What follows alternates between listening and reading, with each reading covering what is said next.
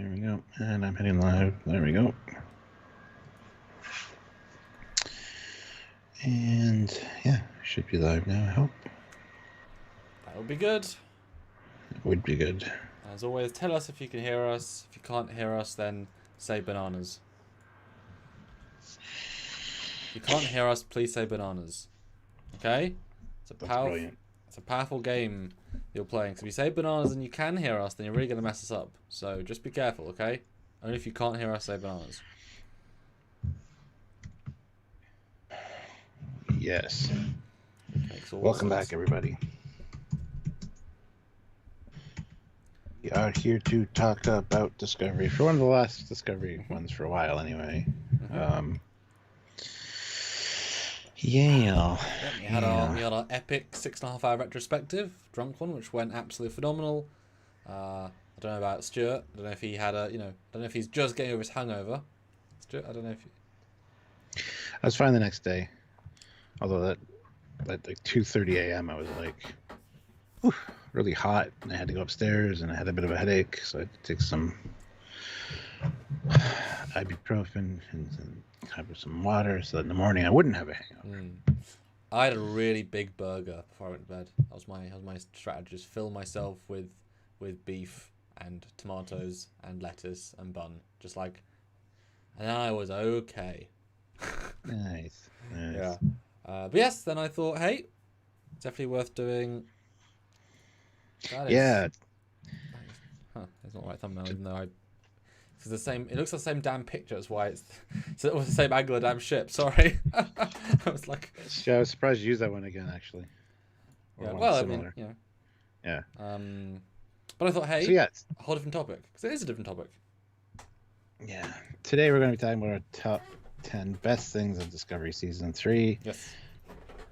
Tomorrow or Thursday we'll do the top worst things.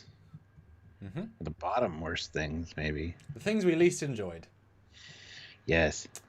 Because today's are in descending order. Well, ascending order from 10 up to number 1, which is our most favorite, obviously. And obviously, my hope, we've not discussed this, is that we're going to have different lists, because this is very much about our personal. It can be anything that's big, small, thematic, character, anything, and so that's the fun thing about it. Other seasons, especially in season 2 of Discovery, I remember we had quite a similar list because they were very big standouts. This year, I think has more nuanced bits, and it might be very similar. We might have similar things, but I'm very interested to see where we fall on this. And obviously, you guys will have your own opinion. Tomorrow, the low one will be interesting because I think we got more similar negatives because there are, we both want to talk about just the problems, but this is more about our personal loves of the season. So I'm pretty interested, Stuart, where we sit on this and where you guys sit on this. Inevitably, with top 10 list or whatever, I always mess up and forget something that crops up later, and I'm like, oh, why didn't I say that? So I hate when people are like, what's your favorite this? What's your it's like, I really need a list of everything like in front of me. But yeah, inevitably I'll forget something or mess something up. Well, that's why it's the gut reaction sort of thing, isn't it? Yeah. Yeah, I took the time to actually skim, took my little cursor and skim through every episode to kind of like briefly flash some visuals in front of my face of everything that happened in the entire season. Again, Jesus Christ, I relive it again. But I was able to remember a few things. Although actually, I only had about, I'll admit this, about 16 good that stuck out in the entire 13 episodes when I was watching it, and about 18 bad, which isn't that much more than the 10 we're looking for, to be fair. So I don't know what that says about the season. If it was quite specific things that jumped out, I don't know. I don't know. Yeah. Well, I'm very interested to see what we both come up with, because I think it'll be fun. This will be a good discussion, and you guys as well. Put in your thoughts or comments. I tell you what, you do super chats in a minute. I'll share first with more people, and then we can start discuss what they want to discuss about. So I will be back in a minute. Sure. And while he's gone, I'll just read the first super chat, which was Olivia's, even though she retracted it. So, but still, $5 super chat. It says, I, Stuart Foley, loathe Mustangs. They're better designed than the disco shuttles. Well, yes, actually, Mustangs are better designed than the disco shuttles, because the disco shuttles are fucking garbage. You're saying that like I really like the disco shuttles, and I don't. So, And then the new electric hatchback is the best design ever. I loathe Mustangs. Actually, she wrote, I love Mustangs. But loathe, love, whatever. It's fine. So thank you for the $5 super chat, Olivia. But yeah, I just thought I would read that because she did super chat it. So yeah, we'll get to the other super chats as soon as Samuel gets back. But yeah, by all means, guys, hit that like button. Don't forget to subscribe to the channel. Join the channel if you're able to on a monthly basis. That really helps us out. And also, if you can head over to Patreon/Trekyards, that's another way to help us on a monthly basis. Or just if you want to send a PayPal, by all means, shoot us a PayPal and just let us know in the comments or the chat, or let one of the moderators know that we actually sent a PayPal, and then we will check it via our email and read your comment or question that way. So if you have like your top 10 and you want to go along with us as we're counting ours down, please consider doing that.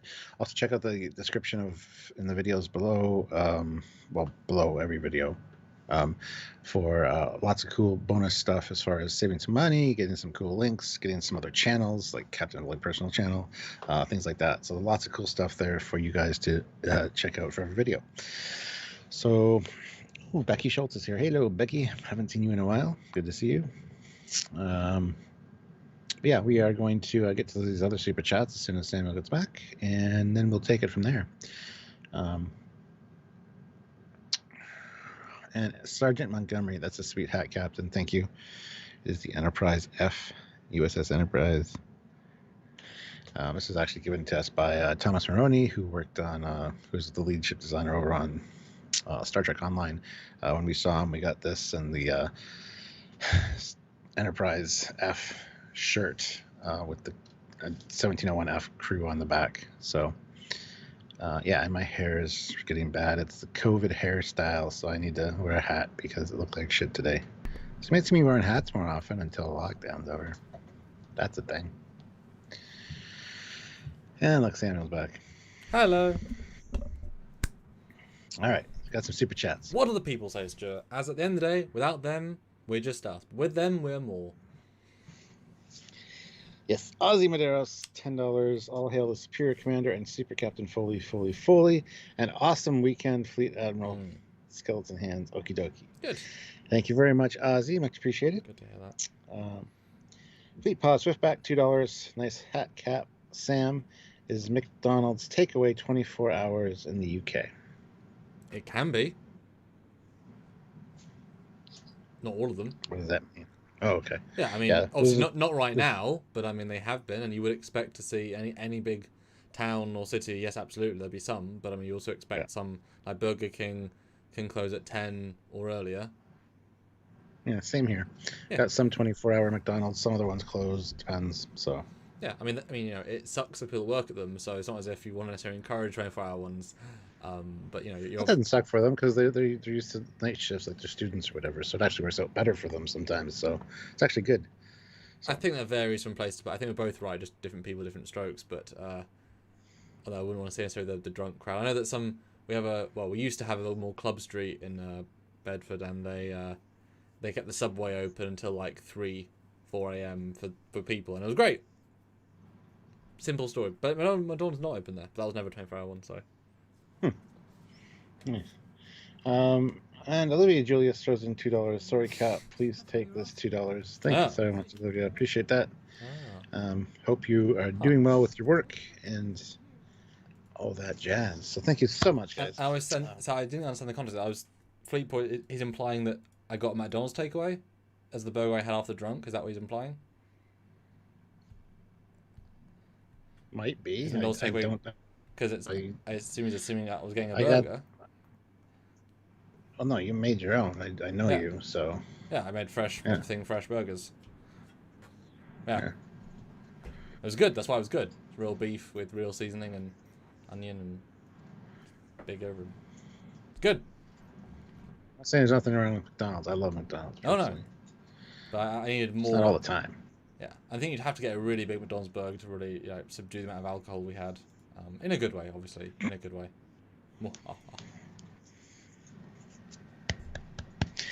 Sebastian, aka Space Daddy, €5. Greetings, Captain Stuart, Foley, and Commander.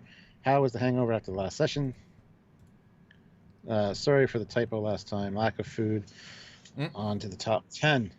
Didn't really have a hangover because mine was pretty early in the day. Yes. When it ended, we went and watched some TV and felt okay. And then, like I said, went to bed.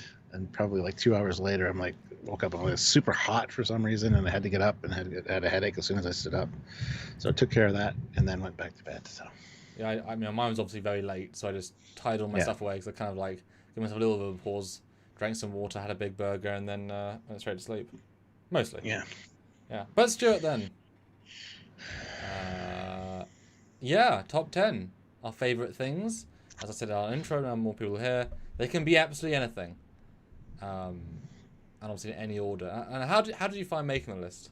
Like briefly on more people join us. What was that like? Like, how was it easy, hard? What do you think? I thought it was going to be hard when I went into it. It turned out to be pretty easy. Hardest thing was renumbering everything to like fit it into like, you know, like I said, ascending order.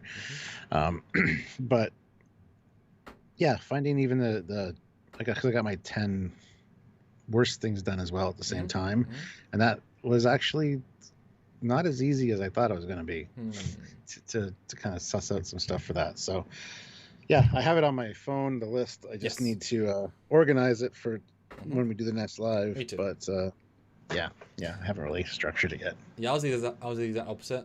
I had harder to remember everything, but then I somehow managed to put all 10 in the order instantly. Because I just wrote out everything and just like, oh, I got it. Like, I was pretty sure what I thought. I think one I'm not as sure about anymore. But apart from that, I'm pretty happy with my list. So shall we jump straight to it then, Stuart? Yeah, sure. Alrighty, so we'll just swap to it. So it's doop. Okay, so your number 10 is Bookship. Ooh. I thought the reconfigurable ship design was cool. When we first saw it, I was kind of like, eh.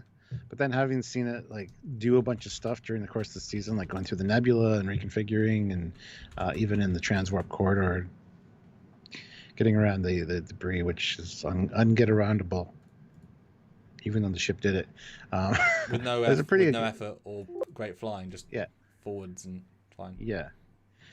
Plus, the interior looks really cool. Looks like a nice modern-day apartment and looks very stylish and cool. So, yeah, I thought Bookship was a fun little piece of added new tech to have, and very much the Millennium Falcon of Star Wars. Or, I mean, of Star Trek, I mean. So, yeah, that's it. I think you agree it's kind of fun that now we understand the shape, the fact that we can see where the living bit is, and there's no other living bit. Like, that's the bit that, and you understand the exact scale. The rest of it's just mechanical with some, things to hold things. Like, there's just, I don't know where the ramp is, or it might just be a transporter-only situation. But it's actually a tiny, like, one room and then corridor situation. Which is, they keep going big, so it's nice to have something that small and understandable, Yeah. Yeah. Tab Extra, though, puts in 50 krona. Thank you. Good to see you. Love that they gave a secondary character like Lieutenant Joan Wasako backstory and a hero moment. Yes, absolutely. That was also great. So we got Detmer stuff. We got Oa stuff. We just need more Reese and Bryce stuff now, please. Thank you. And the blonde lady and the main doctor lady. Well, even Lieutenant Nielsen got more than Bryce and Reese did, for Christ's sakes. Yeah, but the problem is when you say they gave them a moment, it's like, why weren't they each given a moment throughout the season? It's not hard to write. It's extremely easy to write. So the fact that we're giving them credit for giving them one thing is kind of sad. Luckily, it was pretty well done, but then the Detmer stuff wasn't very well done, so... Yeah. And the Face of the Unknown says Trekyards' Bookship was miles better than any of the crap we saw in Picard. Yeah. I mean... I like the Planitia shuttle that John designed a decade ago. That would win over... Well, yes, that's fine. And, even the Romulan, the antique Romulan bird of prey was also awesome. But I think new design-wise, would you rather have this ship, or would you rather have the... Less Arena. Lesser. Well, they're so different. I think the interior is much better on this ship.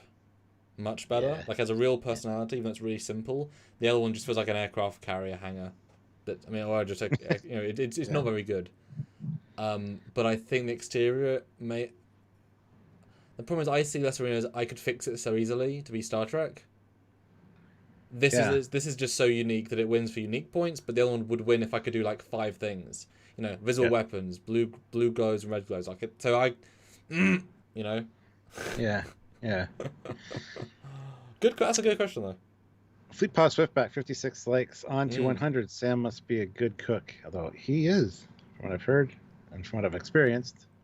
Well, I don't know if I've had much of your. No, that's fine. Anyway, but yes, he's always cooking stuff. So, 104 viewers, 65 likes, guys. Hit that like button if you haven't already. Let's get those like numbers up. Let's get to at least 75. I think we can do that. 10 more people. And briefly before you jump to my number 10, how much now I don't know where we're going, neither do you.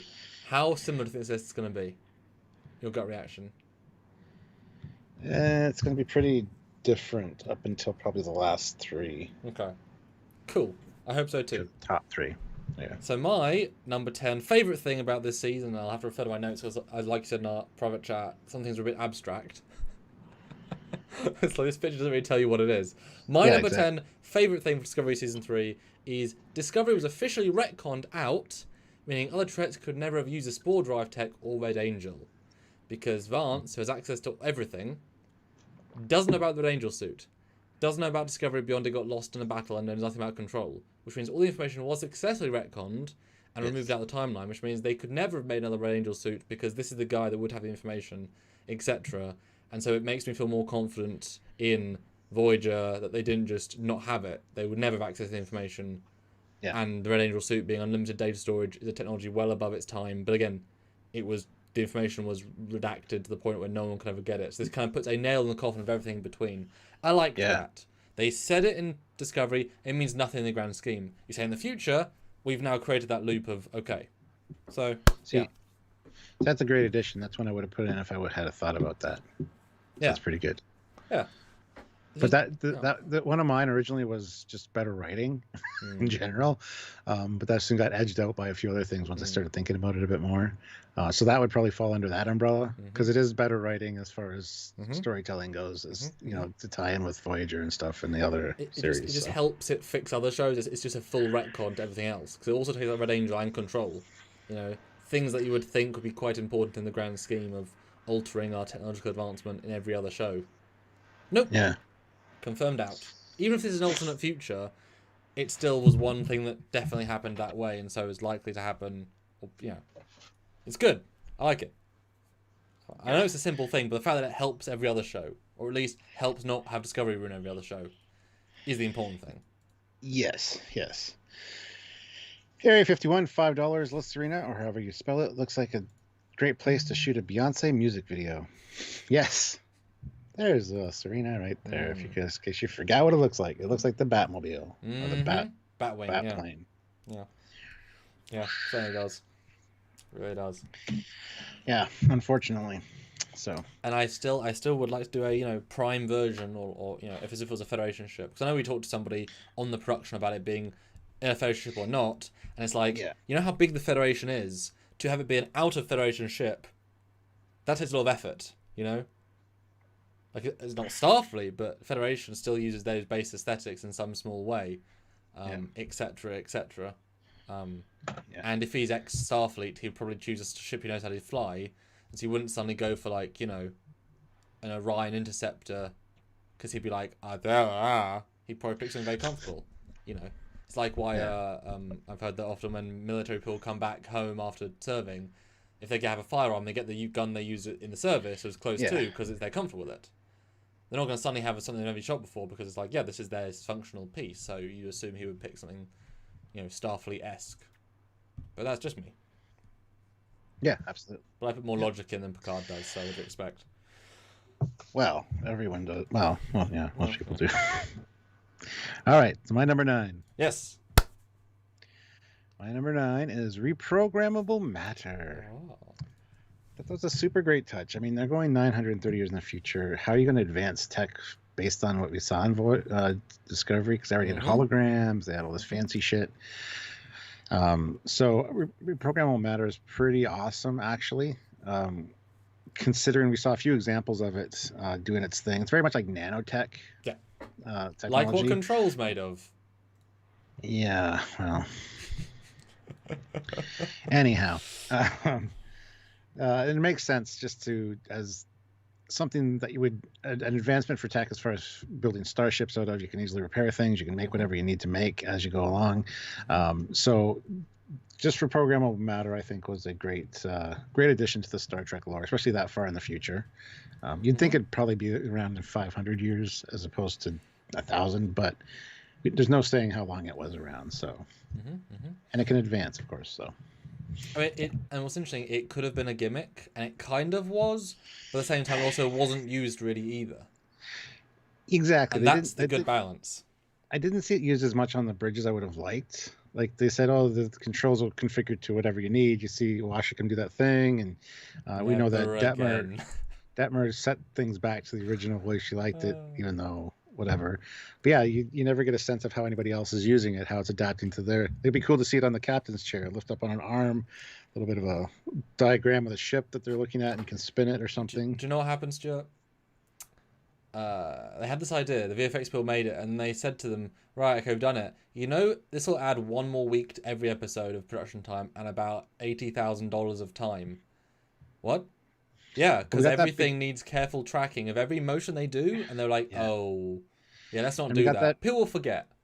And we got that big turbo lift sequence at the end. Don't forget, we got to keep that in, so we can't spend that, divert money from that. So, because it doesn't come back. It literally doesn't come back at any point.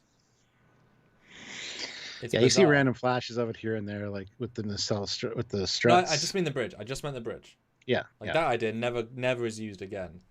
But the struts are clever because it's replicable matter, but it really is just how it just like it doesn't even like if a nacelle came together from the matter, it'd be weird.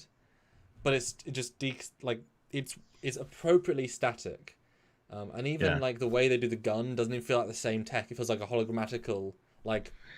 I think it is because it doesn't look like Programmable Matter really. Yeah, and it wouldn't make sense with the circuitry either. Feels like that's inside it, and we've even seen them behind the scenes. Like there's a chip that does a thing. It's like, well, what have you unreplicated matter? That I don't know. Like it feels different. So, but yeah, it was underused. That's a good thing. It would have been really gimmicky if they had like a little bat belt.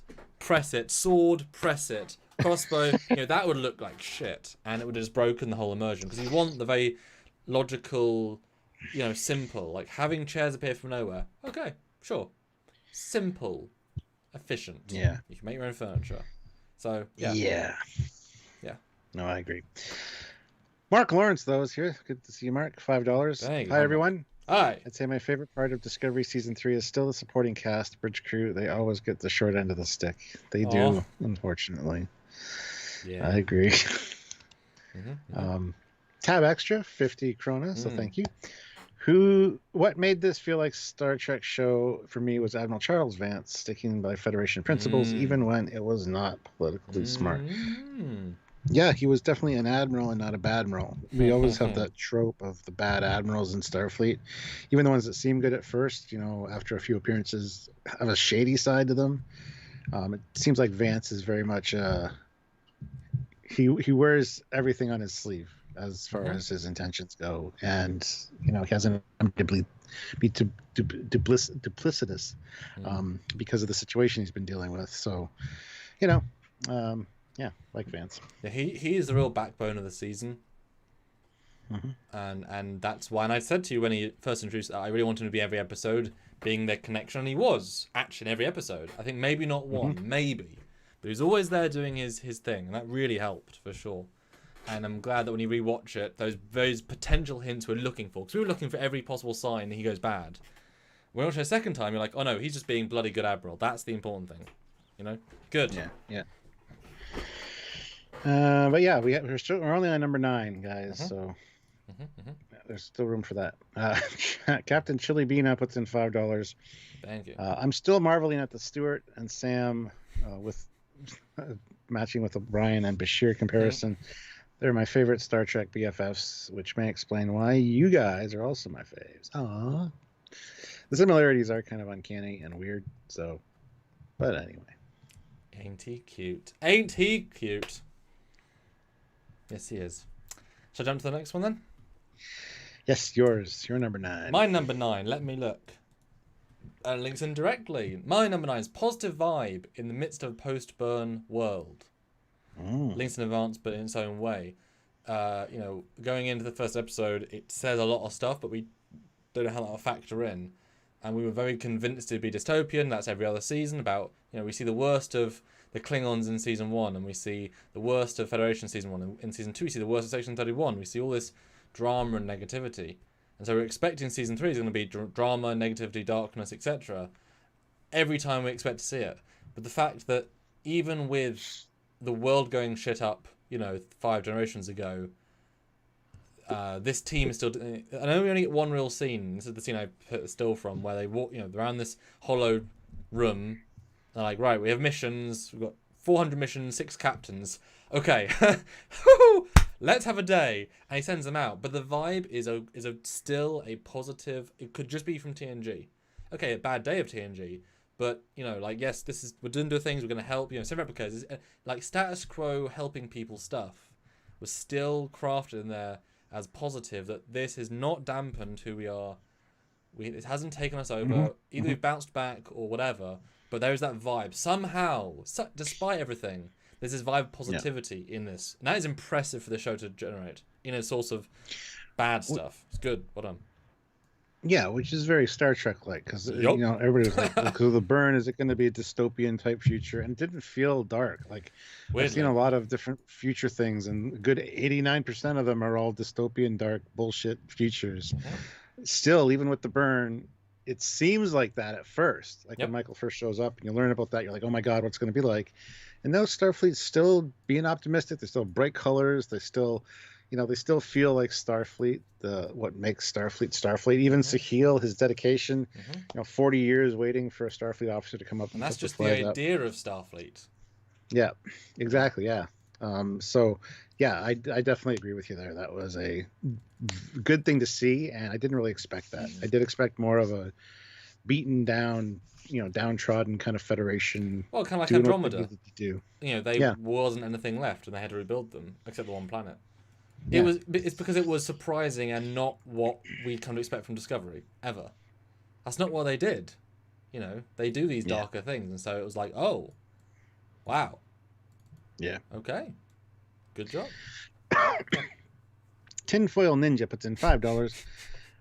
I'm curious to see if they'll use Programmable Matter to morph starships into new configurations. Like, what would multi-vector assault mode look like? Well, yeah, seeing something like that would be interesting. We did get the description of a completely holographic ship kind of vibe. Like, it's actually holograms for the external parts of the ship. And I think there was another mention there as well. I can't remember what it was, but yeah, seeing future tech like that would be, and Programmable Matter makes that definitely doable. Even the Intrepid with the detached nacelles and the second and primary hulls being detached could reattach as needed. I'm sure right before warp or whatever, they would all slide back in together.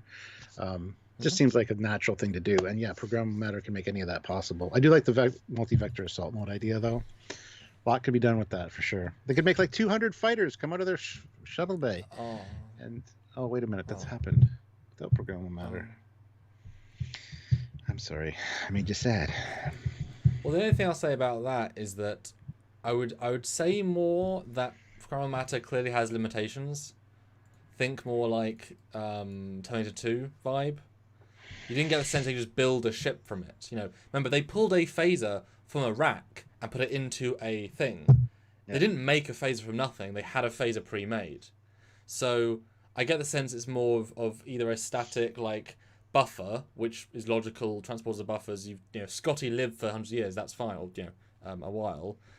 And the ship is just being kept.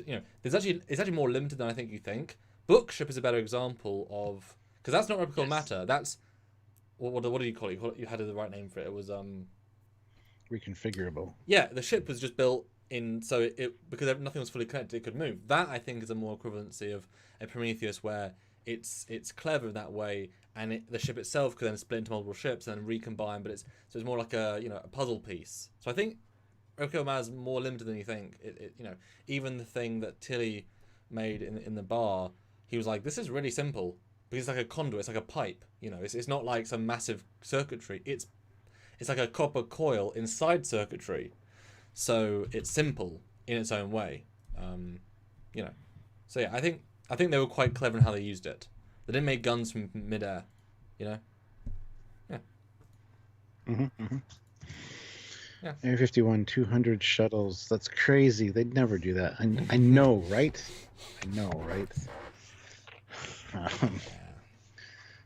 All right. Well, so are we on to number 8 now?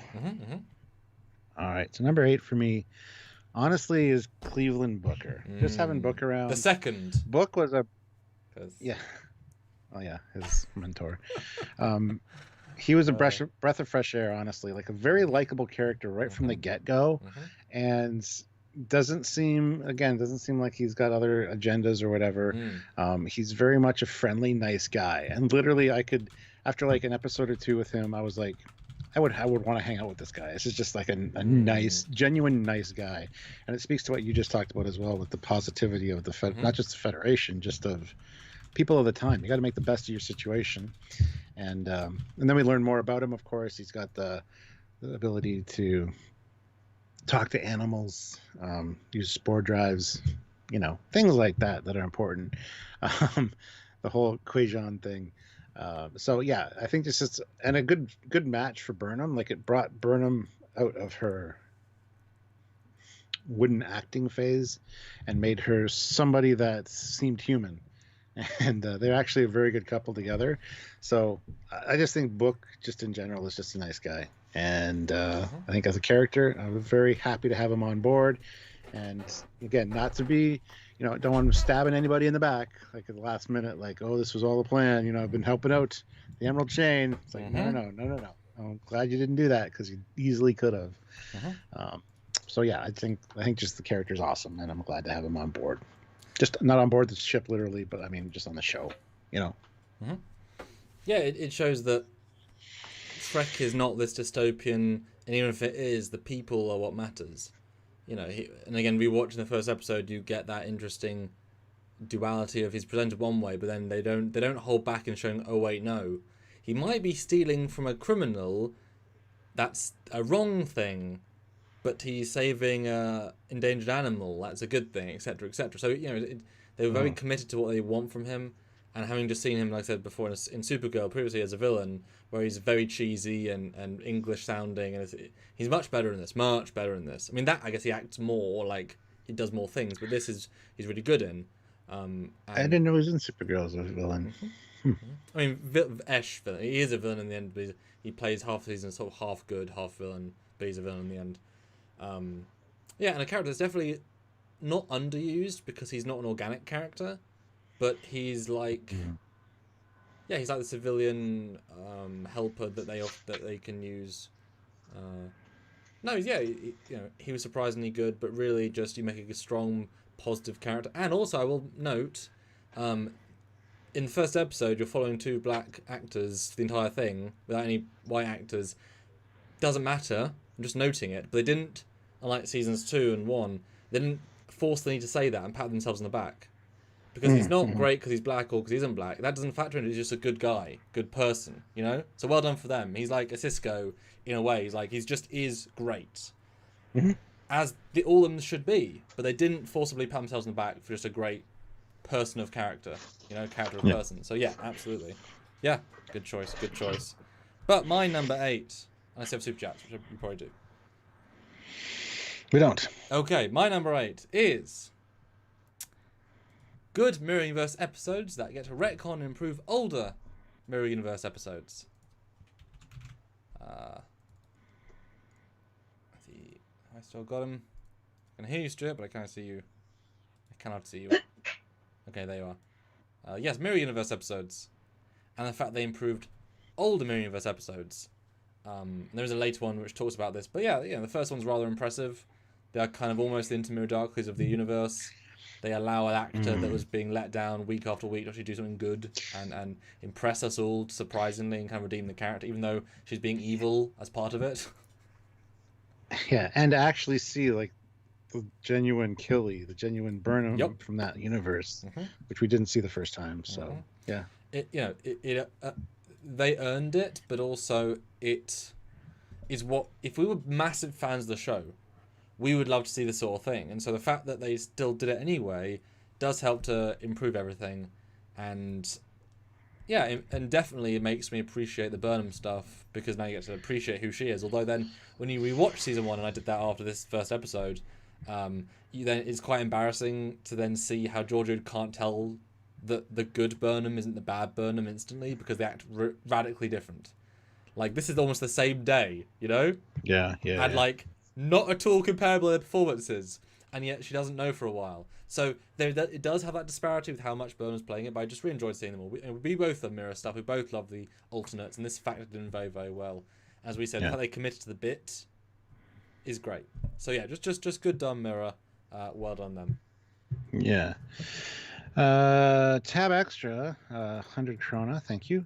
Which is $10. I am confused Thank you. by Discovery, who has access to warp speed. Planets seem isolated, but why are they dependent on dilithium crystals? Zephyr Cochrane made a Warp 1 ship without dilithium crystals. Yes, he did. Mm-hmm. But as we know, dilithium crystals aren't a power source. They just modulate the reaction and create high energy warp plasma, which is important for high speed warp.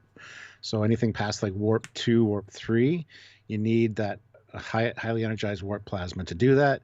And really going warp 1, 2, or 3 anywhere still takes a lot of time, because it's an exponential scale. So once you get up to like warp 9, it's like way far ahead. It's not just 7 above whatever, right? It's not 10 miles an hour to 100 miles an hour. It's like exactly. 0.1 miles an hour to 5 miles an hour to 20 miles an hour to 90 miles an hour to to 20,000 miles an hour. Yeah, to already there. Yeah. So nobody really had access to warp except for the Emerald Chain, who had some dilithium resources. Everybody had dilithium crystals still, even the Federation, just not a lot. Well, the fact that, I mean, they don't explicitly say they give Discovery stuff to Navarre, but they managed to warp there within an hour or two, and many ships. So I get the sense that and Earth had plenty as well. That was explicit, and ships they brought to Earth, the other guys raided. So I think lots of, like, most big races have dilithium. It's just so small amount that they can't do anything unless they really need to, you know? So dilithium is still around. Yeah. Just, do you really want to use it? Do you really want to start burning that resource as it starts to degrade, etc.? Although Book did say episode 1 we can recrystallize it. So, but as we've also said previously, you know, dilithium isn't a material that just burns out or slowly dies. Like, it's a complicated thing, but most dilithium is going to be old, so it's already been used a long time. And do you really want to waste what is a limited resource when limited? You know, it's like if you know the materials in smartphones, like I know there's a special like plastic crystally thing in smartphones. If that became like we can only make now 5,000 smartphones for the rest of time or for the next 50 years, suddenly you'd get very careful use. Yeah. Because exactly. But you still have it. Like, you still make a smartphone tomorrow at the factory, but you'd have to be limited. But like you said, obviously, you know, it's future exponential scales. Even the little dilithium, you can still go really, really mega fast in the future. But, you know, you might only have like 2 ships on standby in any given main world, and once you've sent them out, yeah, they're gone. They're gone. Like, they get back. Yeah. And especially since the runners that, you know, need to bring resources to planets that don't have the ability to do it themselves, you know, I can imagine people always keeping 1 of their 2 ships on standby at home, which means they have 1 ship, and what if that 1 ship gets destroyed? Are you really ever going to send the other ship out unless you, like, absolutely have to? So within 120 years, I mean, you might see most planets just say, yeah, we have to keep this in reserve. So we haven't launched in 50 years. Yeah, but it's still usable. And so, you know, it creates a really interesting drama there. But yeah, we have no idea who has access to warp and not. But everyone to a limited extent, would be my guess. Yeah. Jonathan C, $5. Hi, Jonathan. In Voyager Season 2, Episode 5, Tom Paris had a portable site-to-site transporter just like Book's personal transporter. Discovery makes him seem so advanced, but it's not. Does he? He does site-to-site. It's with Harry Kim, but site-to-site's been a thing for a while. Well, since Discovery. But I think confined into a little comm badge that also has a tricorder and everything in it, it is pretty advanced for the future. Plus, you don't have to say where you're going or set coordinates. I think it's linked. No, hold on. I think it's linked to your thoughts. So when you think of a destination, you hit it, boom, boom, and you're there. Because they never say where they're going ever. They just double tap it and they're gone. Well, not just that. Like they're looking at data. He's not saying, "Computer, show me the next screen," or "Computer, show me the 50." Like things just swap around them. They may like swipe, but the stuff just comes on screen and it's So yeah, it's absolutely linked to their brain. It'd have to be. Although let me just also you got to remember that like a limited site, I'm sure it may, and I don't remember the episode specifically. Where Harry Kim wasn't alternate on Voyager, yeah. Well, that was through the system. Like my assumption with that was that it might be site to site, but it literally hacks into a national grid. Like, it's not physically doing it. It's giving you access for a short amount of time because he's a criminal. He would have that rather than technology. Whereas the other one, and even if it was a full site to site, which I really do not, I doubt. I would think the Discovery one can like transport you across the planet. Obviously, the further you go, the more power it takes, the more time to recharge. But it's absurdly good compared to it mostly works. Yeah. And I guess I missed a super chat way back. Danny Shields, €5. Just remember that all of the post-production and visual effects were done in lockdown, so there may have been some things that had to be scaled back. Okay, I don't buy it, but okay. Well, also, we hadn't forgotten that.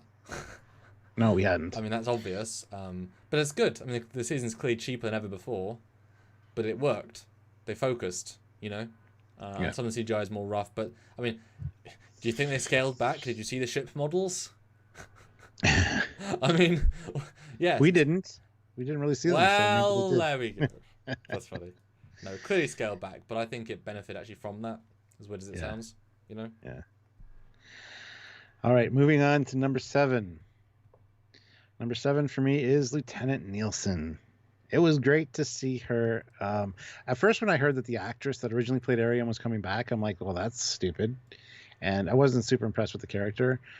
That being said, with this season, she did get a lot of lines. She did get she got the bridge once in a while. Like I said, more so than Bryce and Reese did, which is a shame. Well, higher rank, isn't she? Yeah, I think so.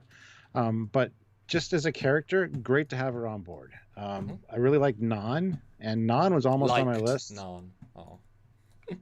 Well, she was on my list, but then I thought, no, Nielsen's still around. She's blonde. She's super cute. She grew on me after a while. So she's a welcome addition to the cast as well. And hopefully she does continue to be part of the cast. I don't know why they brought her back after she was originally the person that played Ariam. Like, that just seems like a weird shuffling of resources for them. But it's almost like a contractual thing, or she knows somebody. No, I think they just like the actress. Like, because they worked together for a long time in the makeup chair for a long time, especially with other crew members like the Klingon people that also had to be in the makeup chair too. Yeah. It's just she's already clearly living in Vancouver. She's obviously likes the crew and cast. She's obviously can keep a secret. It's like and she's good at delivering her 4 lines in 9 episodes and then 50 lines, and then she got recast with another actress, and not even that. She got 4 lines in 9 episodes, died, came back. Yeah, I just think it's just like, and you're right, she might just got friends with them producers, Friends. Yeah, with good to have her back. So lines, friends with lines, benefits. What? Yes, line benefits. Before you get into yours, okay. Captain Kurt, $10. Hey guys, how much dilithium do you think was on the Nebula planet? I got the feeling that it was equatable to all the lithium ever found and no more shortage. Or is it a shortage still? No, it's just there's a lot of dilithium there. It's not more than ever found. They would have said that, I think. Most planets that had dilithium, we talked about this in a video that we've got to release still, but dilithium is built, is planets are made up of that, and it's very unstable. So it usually shatters apart and becomes asteroid belts. So that's where you mine the asteroid belt for the dilithium. So it just, because it's the future, almost 1,000 years in the future, they've scaled back how they use dilithium over the years because there was a shortage. For a long time, they actually said like a long time beforehand. It's like 100 years of scientific shortage. Yeah. So a little crystal like this in that time can do what a truckload of dilithium could have done back in TOS time, let's say. Like they would have scaled it right back so that it was very, just weaned it pretty much. No, it's right. Yeah, it's proportional scale. No, I actually like that. It's a good concept. So, but I think planet is a lot. But obviously you've got to remember that ever found ever. How many thousands of years do ships have dilithium before we even came onto the scene? I'm sure the Iconians use dilithium. I'm sure the Vardwar use dilithium. I'm sure everyone. So you look at hundreds of thousands of years of races mining it and using it. So not ever than before. But I can see them saying, we haven't seen this much lithium since the 2600s, in one place. Great. Although they wouldn't necessarily have all Romulan records, etc. But, rationing and efficiency is going to be key.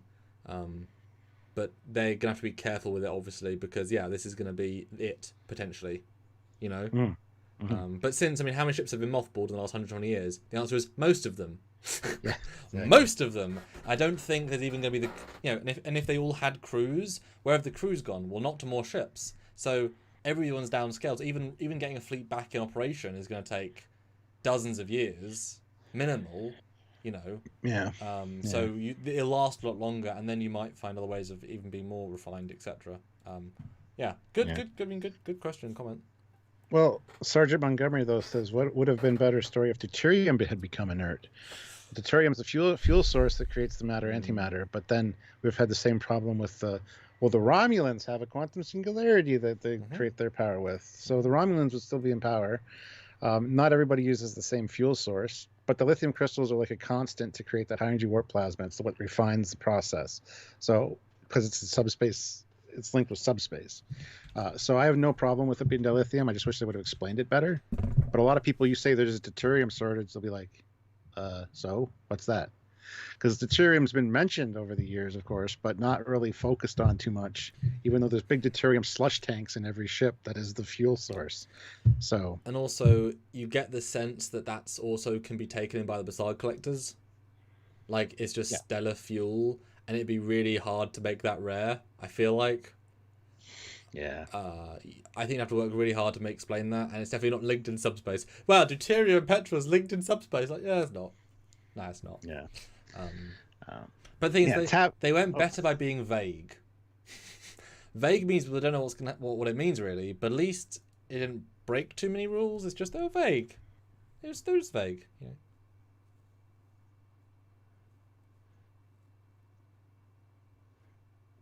Yeah.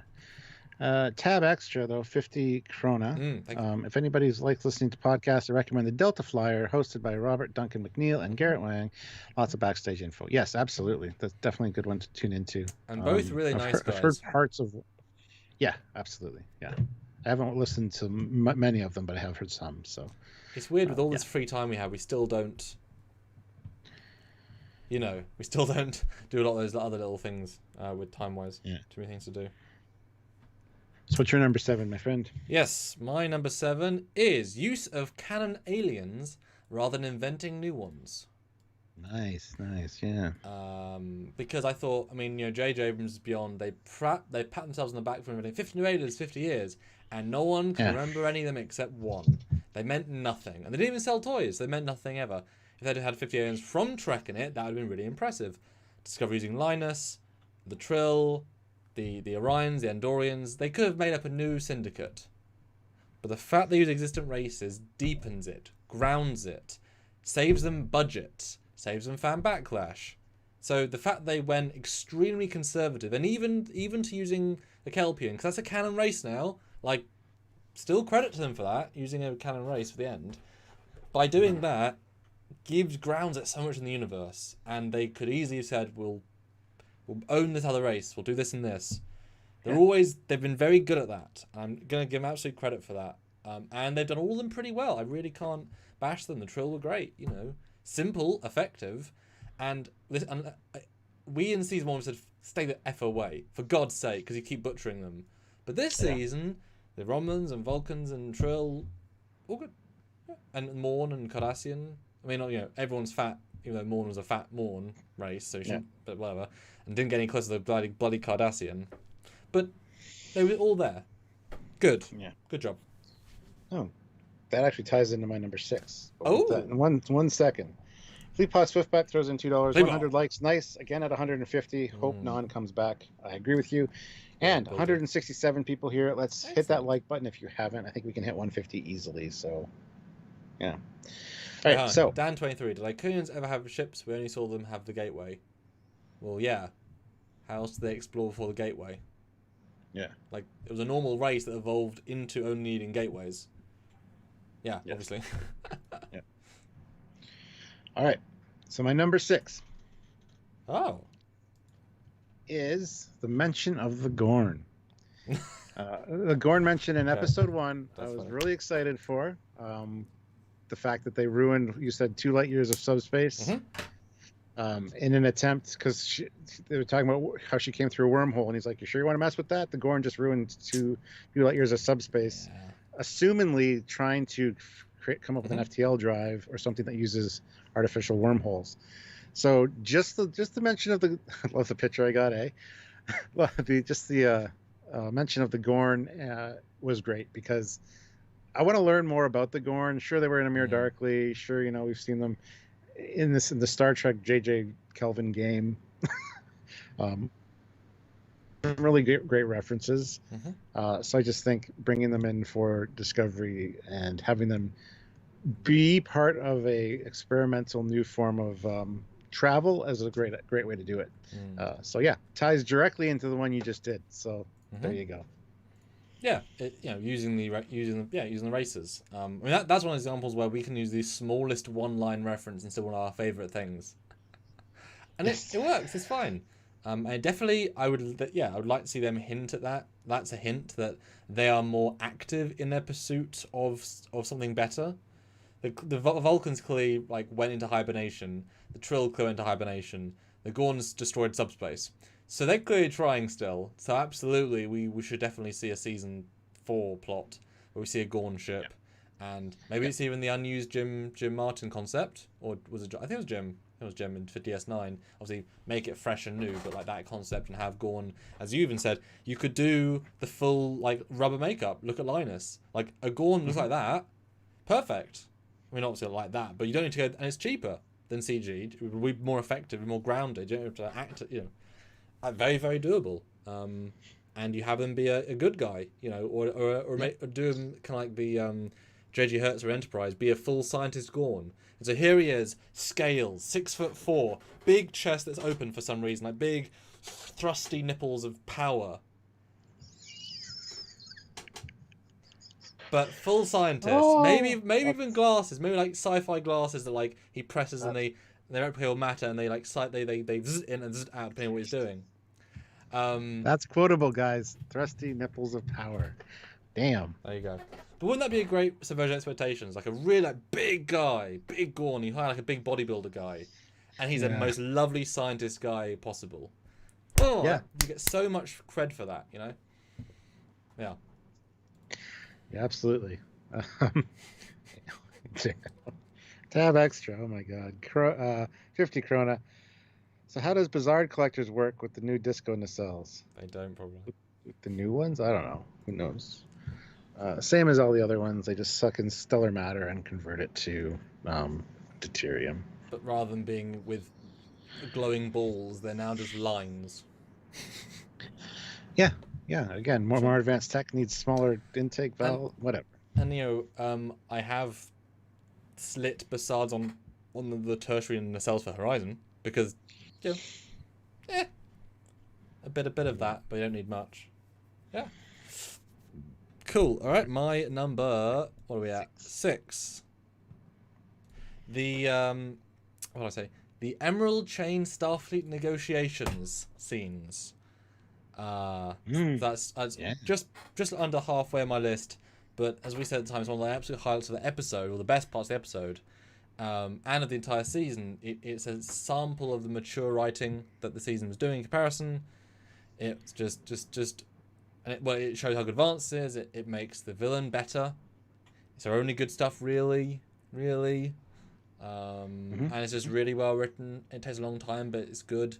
It shows that we actually do like the politics stuff if done right, and this was done right, and it was good politics, and it does though work less well once you see the next episode, that she then shifts to become who the hell cares bad guy again. But I don't know. It doesn't. I don't think it hurts it too much. Just a bit. You know. At least you tried. Yeah. Witty, well written, fast paced dialogue, made an actress shine for a brief second and then fizzle out again because they went back to the standard cardboard cutout bad guy. But yeah, Vance and her interplaying off each other was phenomenal. So it was a great scene. I totally agree. Again, didn't even consider it for my list, unfortunately, but yeah, it's definitely a standout. It's just so strong. Like those are absolutely in there in the TNG Hall of Fame. Like you could absolutely call that, and because that could be for any era. Like the way they play it, you just throw that in a TNG scene as an Admiral of the Week. Yeah, it'd absolutely be fine. It'd be fucking funny. Vance is like, sits down with it, looks at it for a second, scroll, accept. That'd be the parody, yeah. Are you sure you want to create intergalactic alliance with 14 seconds of reading? Yes. And then like you can imagine that a virus comes into all the database and becomes Orion. She's like, oh, you just agreed to make all of your opera systems Orion. Ha ha! I own the station legally now. Ha ha. Yeah. Area 51, $2. Teesprings shirt, thrusting nipples of power. That's one I got it right now. It's fucking good. I have some occasionally rather good quotes. Not for a shirt though. Well, maybe we'll see. Who would buy that shirt? Let us know in the chat right now. Those that have thrusting nipples of power. That was great. And it's just a great description of a Gorn as well. You're a goddamn genius, Samuel. Thank you. Goddamn. What's the quote? Hero/genius. Do you know what that's from? Yeah. Good. No. Brooklyn Nine-Nine. They make them say that every time. All right. Fleet Pass, Swiftback, $5. J.G. Hertzler for a Gorn scientist with thrusty nipples of power who attends a Gorn wedding on Discovery. I'm calling it for season 4. See, that's brilliant. With Hollow Rutherford. Because why not? Nice. Bad Produce, $2. Best part of season 3 of Disco. It ended. It was a good ending. It was a good ending. Yes, you're right. So your number 5. Goodness. Is Sahil and Sahil's promotion. The Sahil arc, if you will. Again, bookmarked the series or the season with it, and I think that was beautifully done. I loved the character. He was such a good guy, and you felt bad for him waiting there 40 years for somebody just to put up the flag, a commissioned Starfleet officer, and then it's like, what happened to Sahil? Buddy, are you alone? Yeah.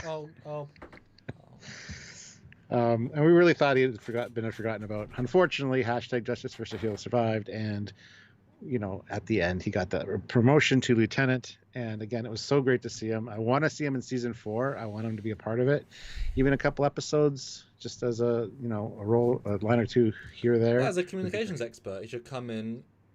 Communications expert, obviously. He worked on one of the stations they didn't have access to for 100 years. He knows a lot about this tech.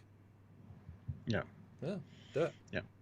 So yeah, good actor, nice smiley face. It was great to see him, and really the whole build up and having convinced myself that they would have forgotten all about him, even though we were keeping alive with the hashtag on Twitter. It's great to have that reveal at the end, and I was so happy to see that. It almost felt like the last scene of the last episode of The Mandalorian, although not quite as entrenched. Which is a hell of a compliment to this guy. Because seriously, it is. one other character with like 4 decades of experience and one guy with 13 weeks. And yet... it's had the same kind of moment for me, but not quite as. But we did psych ourselves up though. To be fair, this was a running joke. True. To be fair, it is true. So yeah, and obviously I agree to most of that, but it shows something pretty special when you have a little zeitgeist where this guy got 30 lines and 6 minutes of screen time, and that's not the writing. Because he was written normally, it was all about his sort of his vibe, his acting, his emotional depth. It was the actor that made that special, and I definitely think he should come in season 4 in some way, just because the actor earned himself a bigger paycheck. You know, wasn't the script, was absolutely the acting. Although you would, I don't know if you know if you're committing to, because they could easily have done him show up in his older uniform and say he got like be handed a comm badge, right? Welcome to the fleet. But they had to make, and he was well tailored. That was a properly done uniform for him. Yeah. So that, you know, that took money, and since we know they're not want to spend money on certain things, maybe that's implying that they knew he was going to be in season 4. So yeah, let's make sure it's a fully tailored, because then for next year, obviously pre-coronavirus, because obviously that was filmed up before it, you know, more than a year. Maybe I'm just saying maybe, because it was very well fitted. We've seen other people throw away people who don't have as well fitted uniforms. Yeah. Cool. My number 5 then. This is a super chat to read. There's 2. Excellent. John Chamness, $5. Thank you, John. Finally out of the hospital. Thanks for the distraction. Favorite of season 3 was Burnham on drugs. Oh yeah. Forgot all about that, but that was really good. So I'm glad you're back from the hospital. Hope you're feeling better. And thanks for tuning in. Appreciate that. You're going to kick some butt the next couple of days. Or take it slow, then a couple of days after that, kick butt. Yeah. Yes. Tab extra, though, 50 krona. Again, thank you. Who else expected the Admiral to be the bad guy this season? A lot of people did. Yeah. And we kept rallying against it, saying, no, we don't want that. It's perfect the way it is. He's a good guy. Let's not screw it. That's easy cop-out storytelling, in my opinion. It's like M. Night Shyamalan. Ooh, what a twist! Look, it's a surprise. Not really, because you know. So I'm glad they didn't. But yes, absolutely, tab extra. Yeah, no, and I heard people say it. I never bought it for a second. Didn't make thematic sense, but Lord Discovery does make thematic sense. So it does not mean they're not going to do it. Yeah, how many storylines did they not follow through in Picard? Most of them. Yeah. And things we thought, obviously this, and this, and this, and oh, for God's sake, you skipped all of them. So yeah. But luckily the season was more intelligent. But my number 5 was no big bad villain as a cause of the burn. To clarify, not the burn itself or the cause of the burn itself. Be very careful with what I'm saying here. Just the fact they did not have it be a Borg threat or a Dominion changeling infiltrator.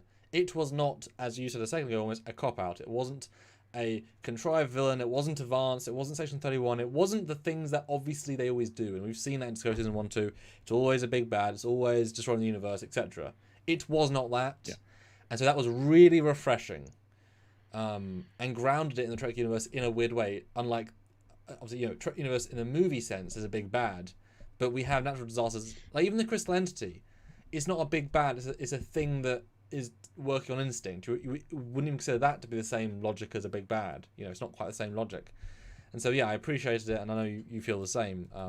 But I just to clarify, not the cause of the burn. It could have been better, but the fact that it wasn't a cop-out, I'll give him some credit for.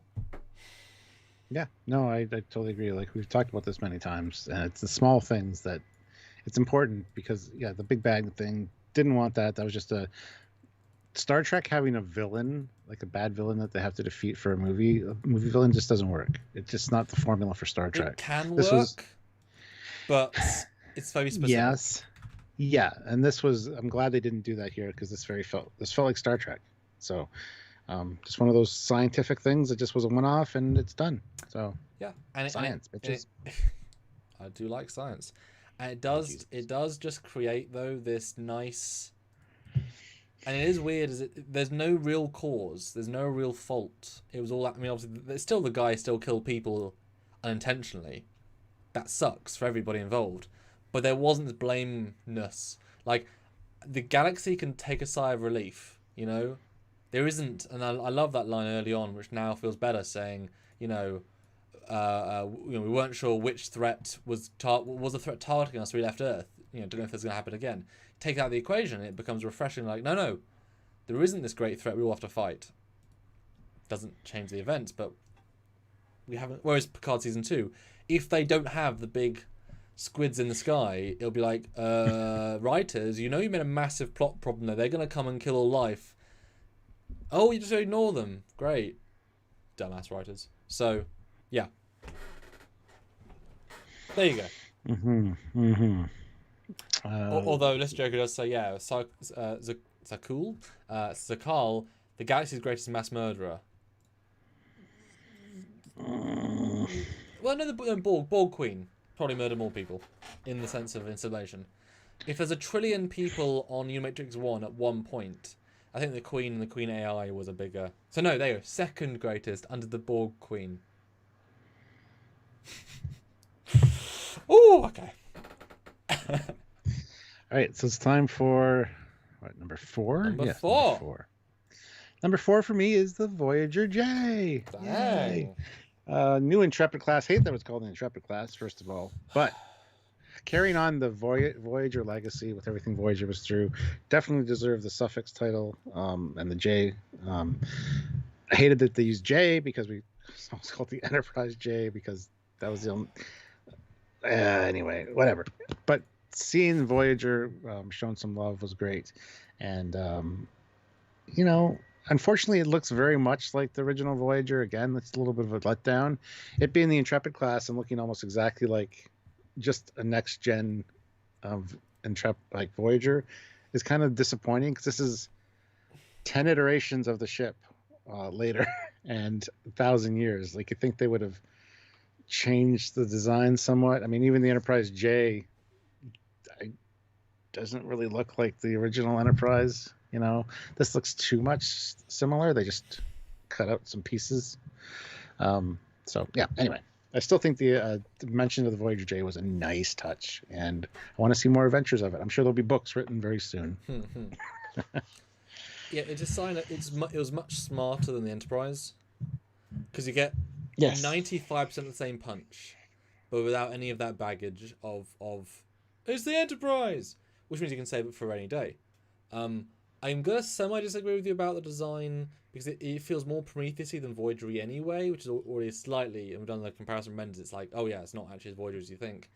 But it is kind of as far away and yet as similar as you can get. You know what I mean? Like, the shapes are different, and the nacelles are different, and the same is for 1,000 years. For the next iteration or 2 iterations from the Intrepid we see in Voyager, yes.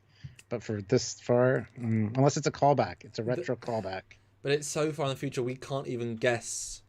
It's like, why does the E look so much like the B or the Excelsior? Because John designed it, really. But those ships are almost the same ship if you break down their pieces. And you could say, well, come on, it's 100 years later. Why is the ship almost the same? Well, because whatever, it goes through fashion, or whatever. I think it's missing most of the Voyager details, like the neck. All they said was, right, we need to have nacelles that are smaller than average. Okay, and the saucer has to be of a sort of spoony, pointy shape. Everything else is sort of new-ish, by still being vaguely similar. I think it's, for what it is, if it's any more different, it's like the ship that's the Nog, right? If they said that's the Defiant E, we'd be like, oh, he's gone again. Yeah, it's like, would you rather the Nog be the Voyager J and look nothing at all like anything? Be like there would be no fun value there at all. Exactly. Yes. Oh, yeah, I agree with that. I'm saying, like, it's a nice homage to what we know. I just think technically wise, it wouldn't be like that in real life. That's all. Yeah, but also the fact that it's so low detail makes it hard to understand anyway. It's like it's got some windows, sort of, no shuttle bay, I guess. Like, it's so ununderstandable because it's just a simple model. Yeah, well, we still need to talk about it. There'll be a video coming out about that soon. Let's see. Tab extra, 20 krona. So thank you. With no comment. Today. Thank you. Ozzy Maderos, $5. Voyager J was 11. Captain Foley, Fleet Admiral Skeleton Hands. Okie dokie. Yeah, well, not 10. Okay, yeah, but I was trying to remember, and off the tip of I just picked 10, so it's close enough. My number, not 10. My number 4. 4, yeah. Yes, I'll get there. My number 4 is actually Vance. Didn't make my top 3 because other things did make my top 3. As we said before, he's a backbone of this season. He actually has everything good about Federation in him, yet stands up to the people because he has to. He's got the most weight on his shoulders. I'm sure he doesn't sleep very well any day of the week, despite doing a lot of good every day of the week. He radiates control command, and unlike the Osira, who in most of her scenes doesn't act with this part of her face at all. It stays totally static, and so is very limited. He also is very similar. He doesn't do much expression here, but his eyes, his voice, extremely carefully modulated. Yes. Because he's obviously in control. But we saw him lose that control a few times, and suddenly he can just come out of that, and so he does have that range. And definitely the Pike of this season, but in a very different way, like not the same thing again. And I look forward to meeting him at a Star Trek convention and get my picture with him, because he would never go to a Mummy, as the actor from the Mummy 20 years ago, he wouldn't go to a convention like that, because I've been to 10 years of conventions, never been to one I've been to, and I've met actors from everything. But now I can meet him. That's great. And hopefully I'll have the same beard, hopefully. Because beard or no VODs. Jesus. But yeah, so there you go, number 4. Very nice, very nice. Yeah. I mean, there might be more to say about Vance later. That's but probably all I'll not, say. Probably not. I don't. Anywho, yeah. I guess it's time to move on to number 3. Mm-hmm. All right, so my number 3. My number 3 Your number is. 3. That's what I said. Your number 3. Yeah.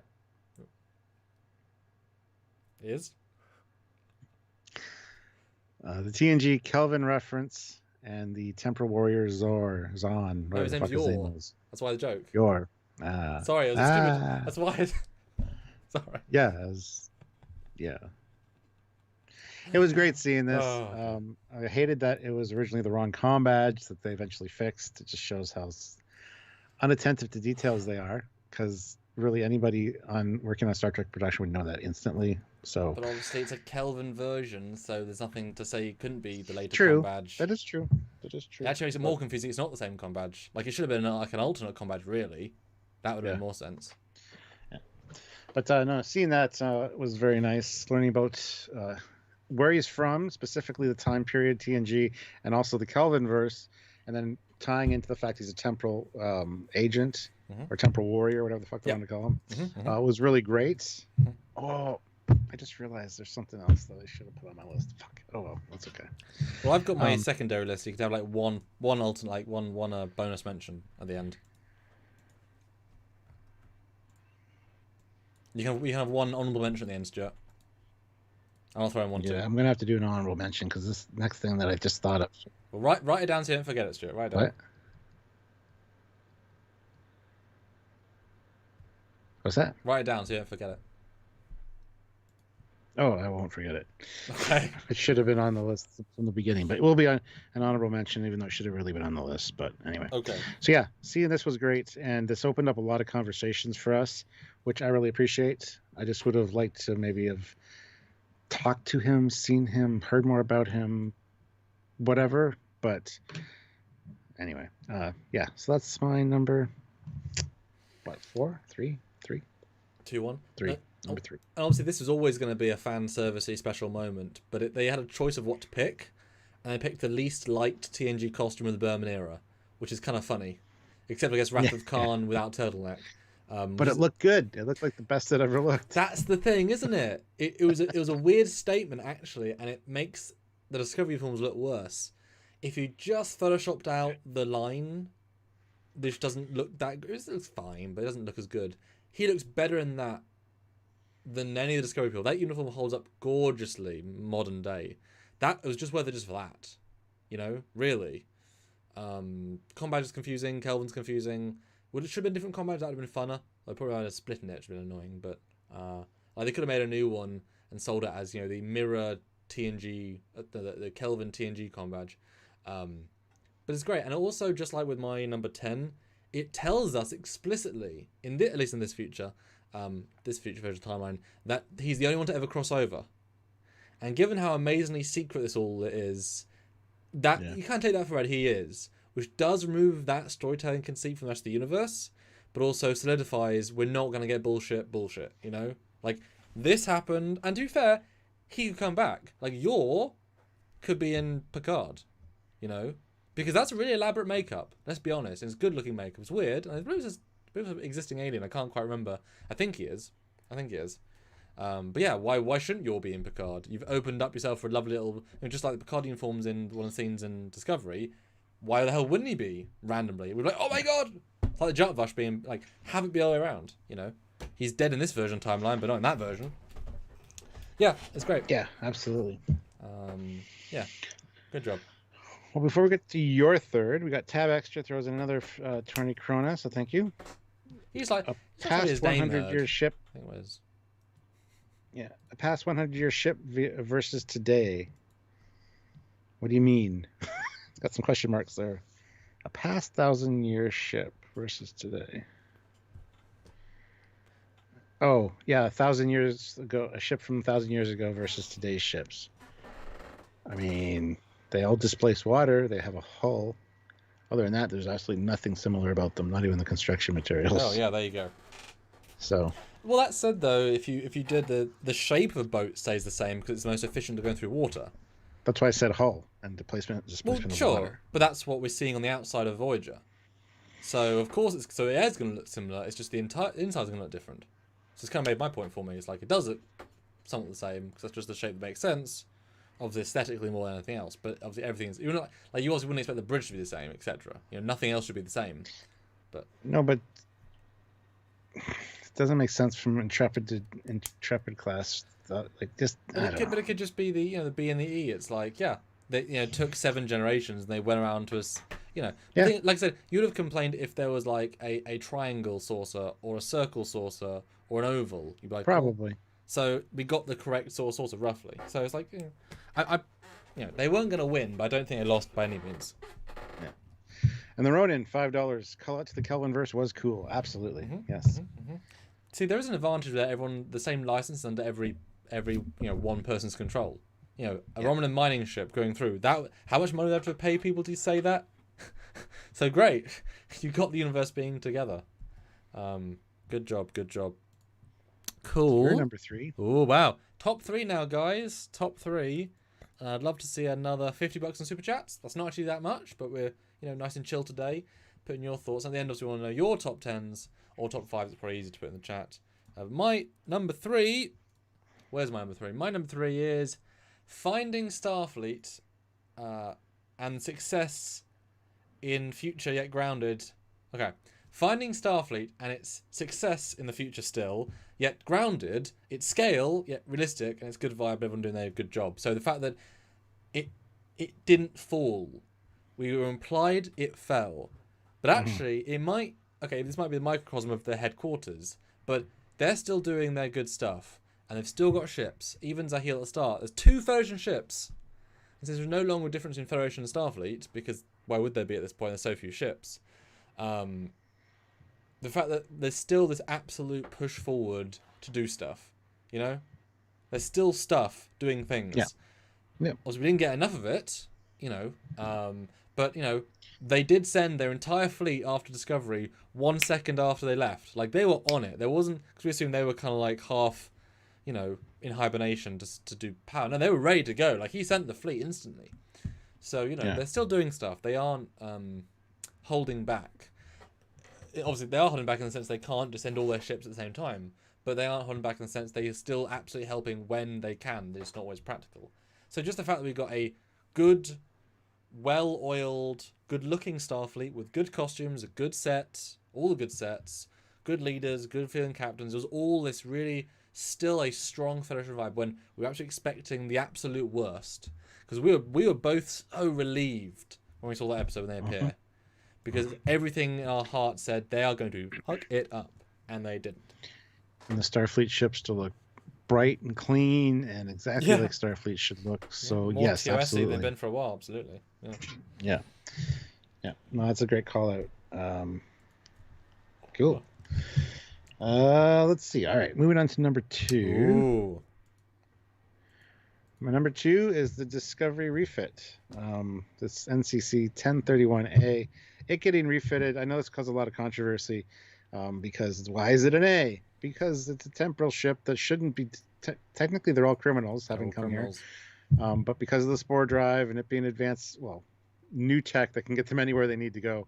The refit and making it the A was a nice little caveat.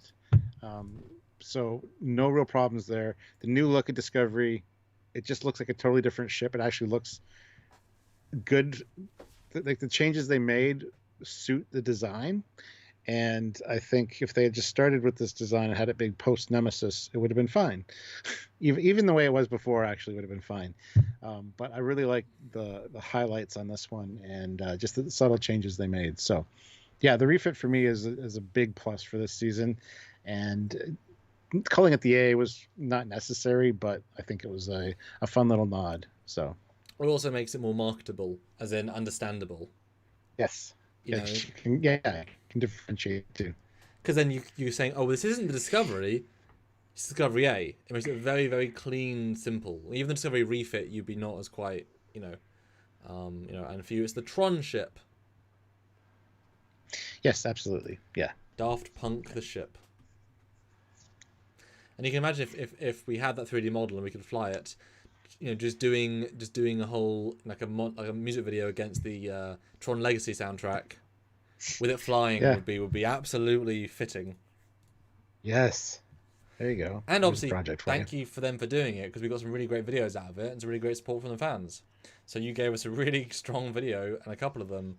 And it was a lot of fun to dissect it and go through it, because we saw way more than I think they even thought we'd see. Because we're pretty good at that when it comes to ships. I'll be honest. The only problem is, as much as it felt different right away, then we'd see it and it would look not so different, and it would feel very much like the original just because of the hull color and stuff. Like they should have went with the different hull color outside of the Starfleet force field. Would have been a big improvement.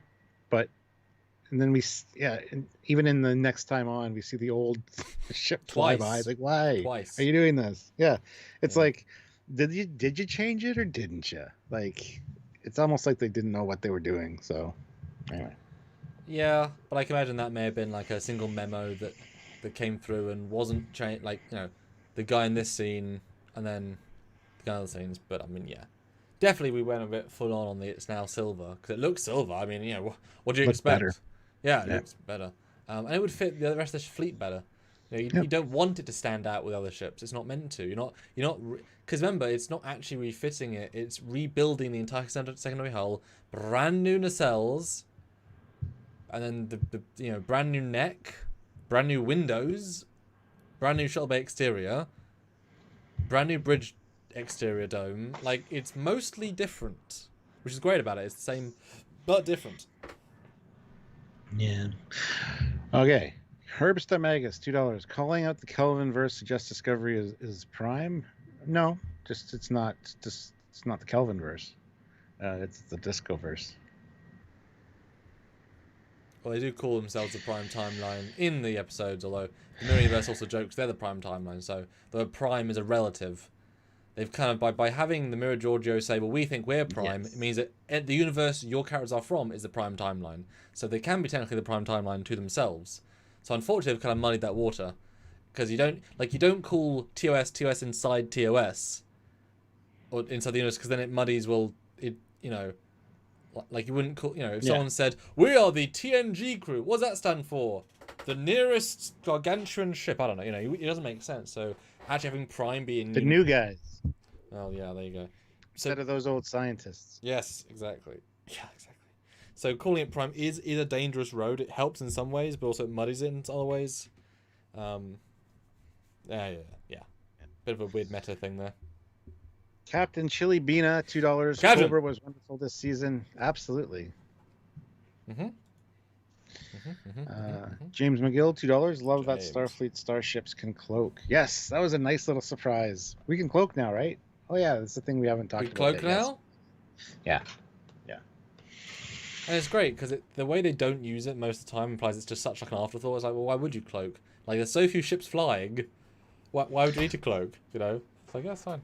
Although clearly not a transphasic cloak. Otherwise, that would actually be part of it. Yeah. So I'm happy to say that might not be. But yeah, it makes. I mean, especially since the Vulcans Romans came together. It's like if one race has cloaking tech and the other ones are part of the Federation. Like, is there really gonna be a treaty that says You know, I feel like once you've committed to that, you've committed to cloaks being available to the Federation. You know. Yeah, and Herbst just says that's why I asked what you wanted to hear your opinion on, because I just don't know. Yeah, to me, it's not the Prime timeline. It's not the Kelvin. It's the Discoverse. It's its own thing.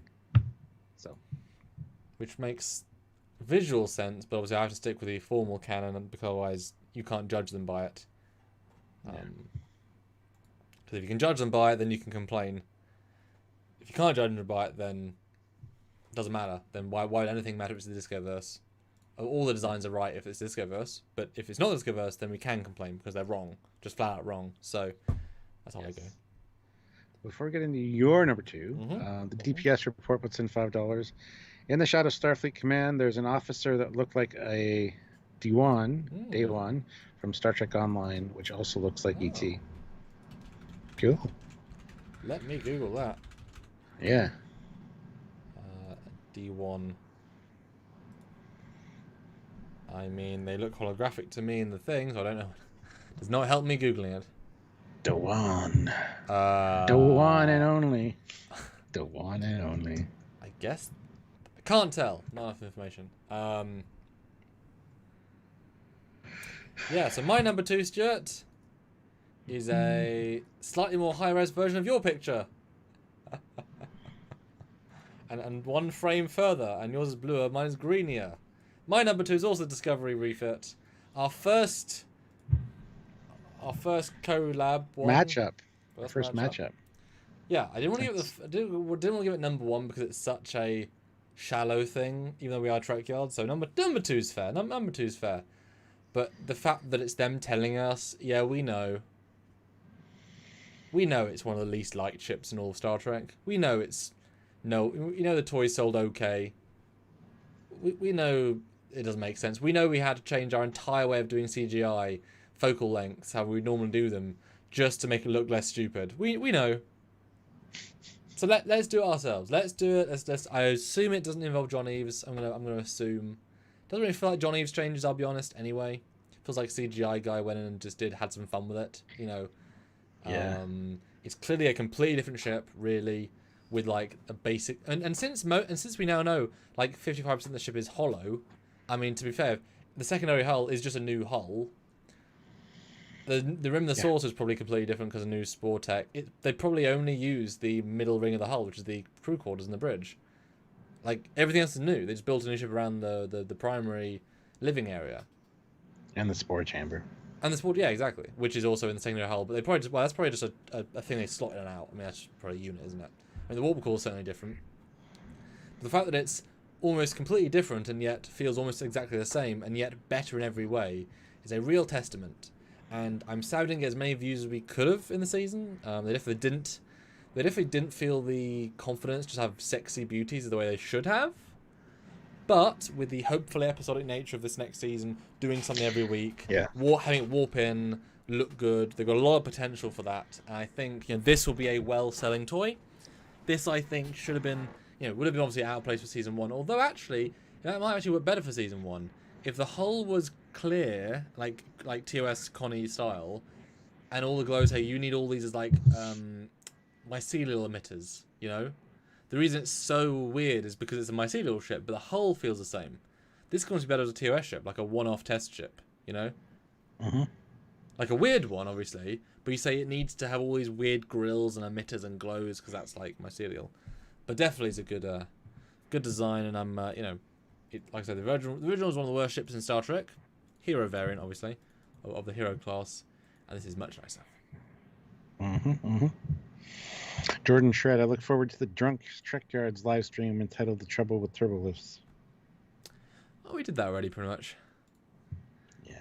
Go back and watch those scenes in the other one. All right, guys. So an hour and a half in, we have 197 people watching, 138 likes. 35 we can get to 100. Bucks. I hope 35. We can get to another 12 likes. I'll get 150 would be great.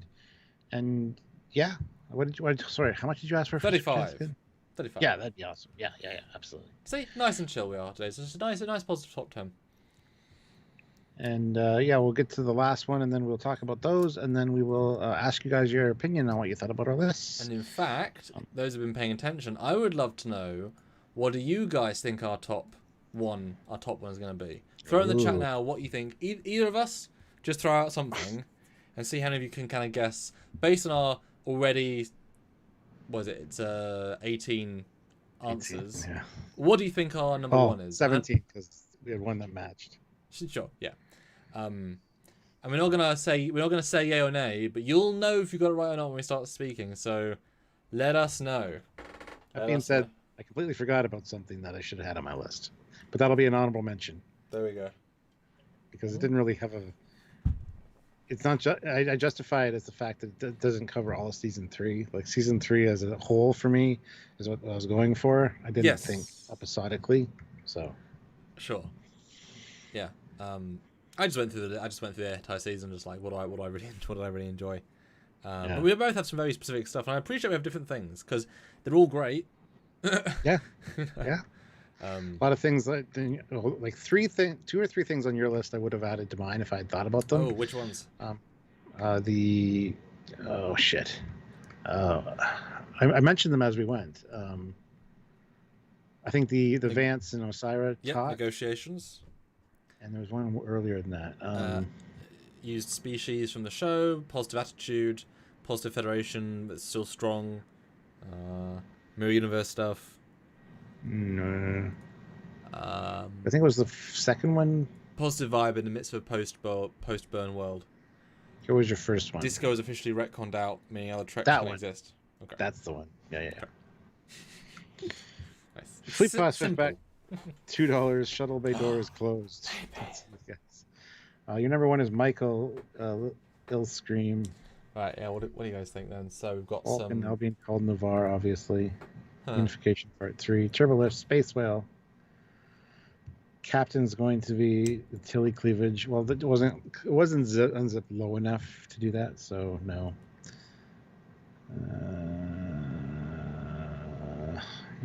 Commander Tilly. Jordan, go back and watch it. We're not going to reiterate them. Yeah. Guardian, Closed Shuttle Bay, or Guardian, Osira. Osira was not mentioned earlier. She was in my one as being her best scene, but yes, Osira would not make a top 10 list for anybody, I would hope. No. I would hope. Okay, I'll give you guys another 1 minute. Tell me what you think. Either of our number one. But it's hard. Like, would you go for like just the door being closed at the end? Such a silly, gimmicky one, you know? That's the Trekyards' favorite thing, for sure. But, yeah. And in fact, Trekyards did a thing, and they even credited the closing it. So it's nice that other people registered it, because it does. When you start, like, even I skimmed through it, it stands out. It bloody stands out from a skim. Oy. Yeah. James McGill, $2. Wonder if Packlet are strong in the 31st century. They're probably dead by the 31st century. Honestly, they probably killed themselves by harnessing too much power. Captain Chili Beana puts in $2. The new uniforms? Question mark. The dots, says Matt Boardman with a laugh. Oh yes, the dots. Stabbits. Pressure, I have no idea. My mind's blowing a fuse thinking here. Ooh, see? Got them. All right, now we got the tension built up. See? It's good to ask. All right, here we go. My number one favorite thing about season 3 of Discovery is Admiral Vance. Wah, wah, wah. I think as a storytelling element and as a strong point upon which to hinge a lot of the season and episodes, he was a standout for me. Brilliant actor, brilliant character, so well developed and so well done over the course of the episodes we had him in. You definitely feel for the guy. You like the character. You just want to see him be a good guy. And he's got diplomacy scenes. He's got, hard ass scenes. He's got soft side scenes. He's got his humanitarian side where the way he talks to Saru. Scenes. Yeah, the way he talks to Saru, even about being just in command and how the mistakes he's made. Like, there's so many facets to this character that we got in the short amount of time we had him. Like, you should actually go back and see how much screen time he had. It's probably quite a bit, but not 45 minutes. No, the negotiation scene. That's a good like 20. Yeah. Yeah. Probably more than like an hour and 20 in the entire season when you actually add it all up. Oh. Yeah. Yeah. Well, anyway, so yeah, Vance is my number one takeaway from this season. He was fantastic, and I was just so. It was great to have an admiral that's not an asshole for once, because we always make that joke over when we're talking TNG and stuff, because they're all just dicks. So yeah, just keep that in mind, guys. That beat the Discovery refit. That he beat a ship.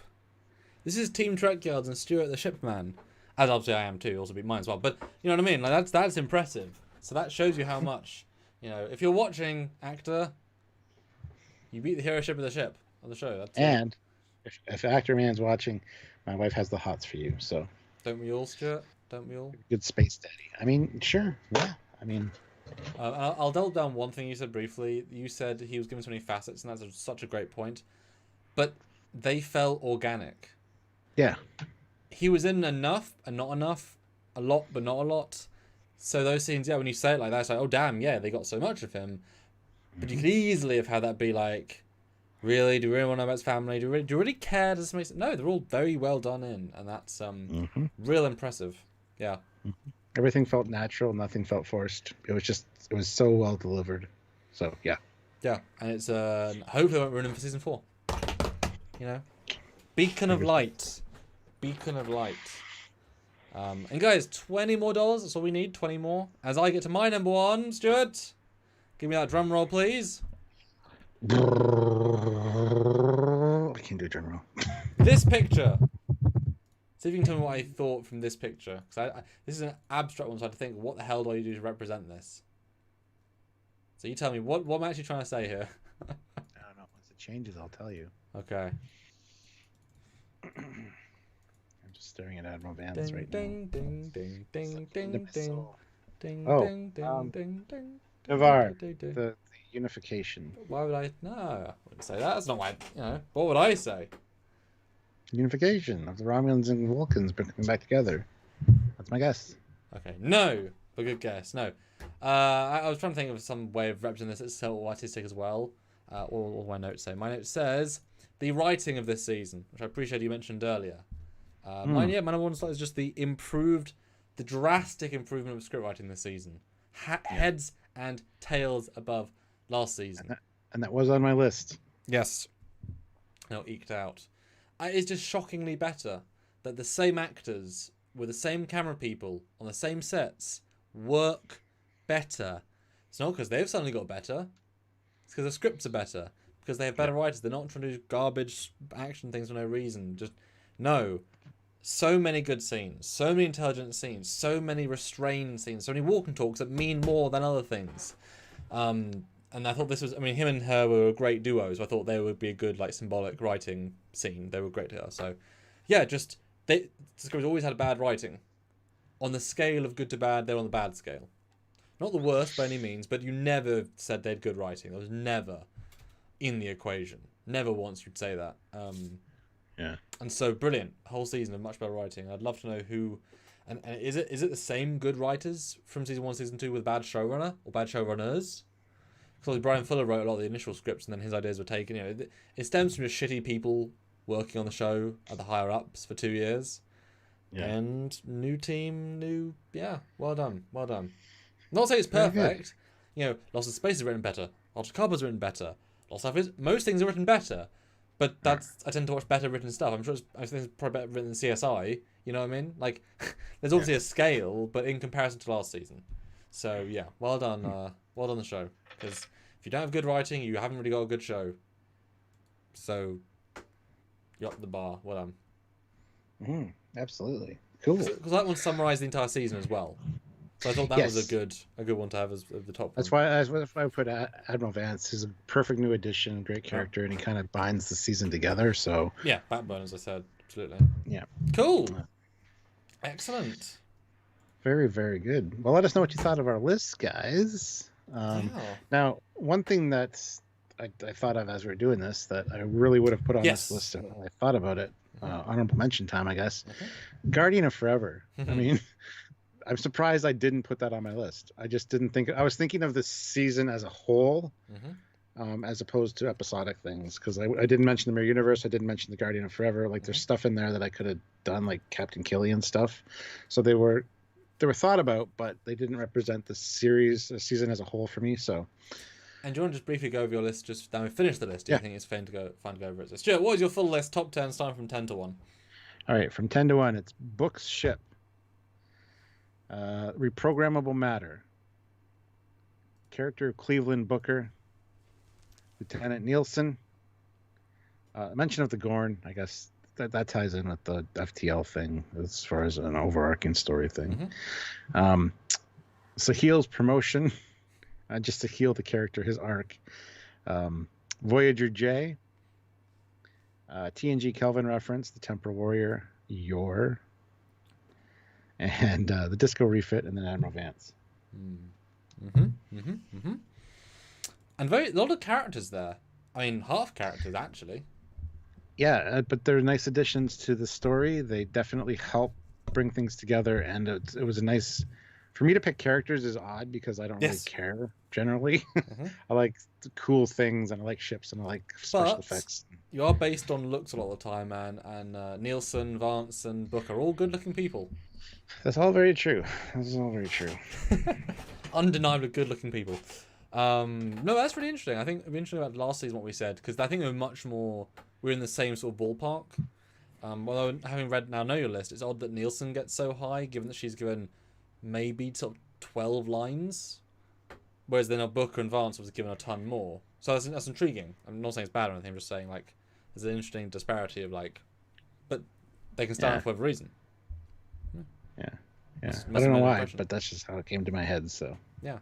So my 10 list in worst best to best. Disco is officially retconned out, meaning Trek's never have Spore Drive or Red Angel tech. So confirm retcon. Internal Universe retcon. Number 9, positive vibe in the midst of this post-burn world. 8, good Mirror Universe episodes, which actually do retcon improve the older Mirror Universe Discovery episodes. Number 7, using canon alien races rather than just inventing new ones for the sake of it. Number 6, the Emerald Chain Starfleet negotiation sequence, which is a big chunk of the episode. Number 5, the fact there was no great villain that caused the burn. It was purely some other weird thing. It wasn't just a big bad. Number 4, Vance. That's our other joined one. Number 3, Starfleet, their presentation the entire season, being as strong as they are, being as positive as they are, being as tech as they are, their art design, their vibe, being good still, strong. That was impressive and surprising. Number 2, Discovery Refit with you as well. And number 1, the overall writing improvements of the season. And if I was to pick one honourable mention, that I have obviously wrote more things, I would give my one honourable mention, I think, to be character-y, like you were, I'll say Culber. Culber and his memorable scenes and acting, and allowing the character not to be a barely in it season 1, he's Stamets' husband and then gets killed. Season 2, I'm dark, depressive, I hate life, bleh, not fun to watch. Well, I know you enjoy watching it, but for me, not really. He was on fire in almost every scene this year, with some really top-notch stuff. The actor did better than he's ever done before because he's given better material, and that I would mention if I had one. He just did good, and well done him. Yeah, absolutely. All right, so we got 3 super chats in here. Ozzy, $5. All hail Admiral Vance. More in season 4. Fleet Admiral Skeleton Hands. Okie dokie. Yes, I agree, Ozzy. I want to see more in season 4 for sure. And don't ruin the character, guys. You've done a good job with him. Fleet Plus Swiftback, $2. 159 likes. Awesome, folks. We have 160 now. I think we can probably get 20 more. Let's get to 180. Oh, let's get there. Like spike. I have 173 people, so I think it's easy. Yeah, hashtag like spike. Yeah. Kai L. Wong, 9 pounds. Or 10 pounds, sorry. Admiral Vance had a bigger impact as a character to the show than most of the main characters. Yeah, pretty much. He is like the new main character. The Admiral Vance show. I mean, that would certainly be an interesting show to watch. What is the perspective of the CNC of Starfleet? That's a whole new show type. Talk about going from Burnham be the lowest, like meant to be not important, then Lower Decks being the least important, go to the most important guy in Starfleet. You just see him on the toilet, like holographic paper, like flipping through the holograms. It's like, oh, it's going to be a good banana. Where did that come from? Jesus. It's our shit. It's not bad for shit. Oh. That sounds, it's like a Family Guy skit that they would do for that. So, anyway. $7 more, guys. $7 more when we reached our goal, and 15 more likes. Likes are free, dollars are dollars, but that's up to you. No pressure. Yes, this was a nice, gentle, fun, not drunk at all live. Absolutely. Very chill. I like it.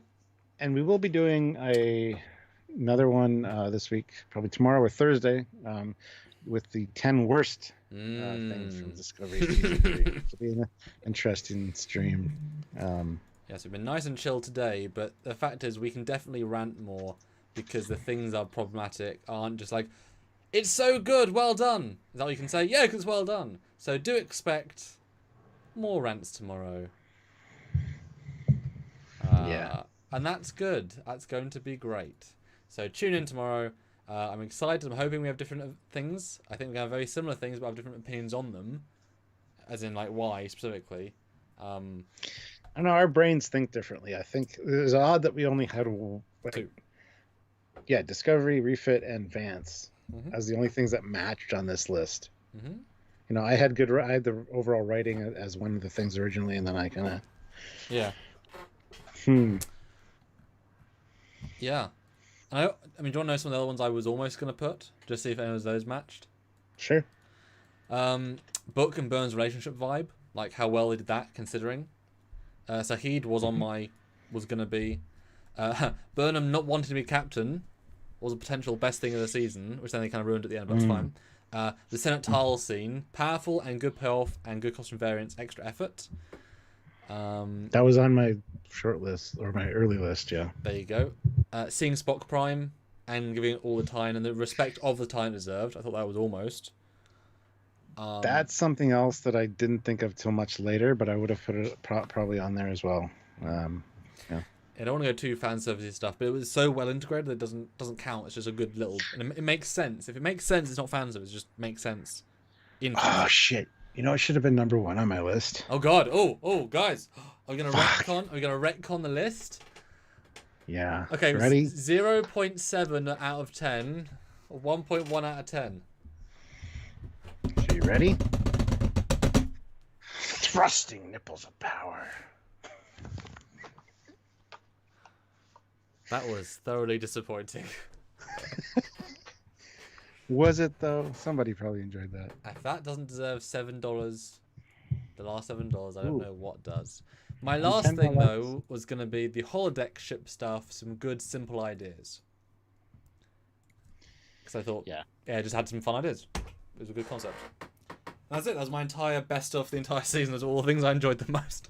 And it's sad because I would have had the baddie from the bar, but they ruined him. Yep. Sorry, they ruined him.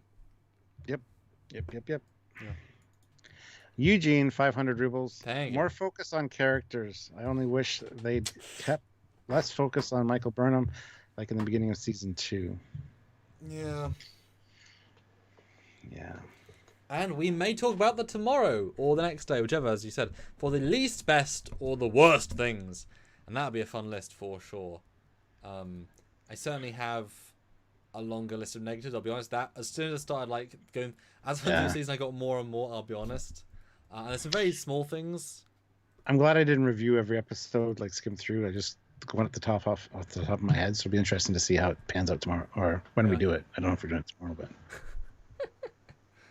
Oh, Jesus. Yes!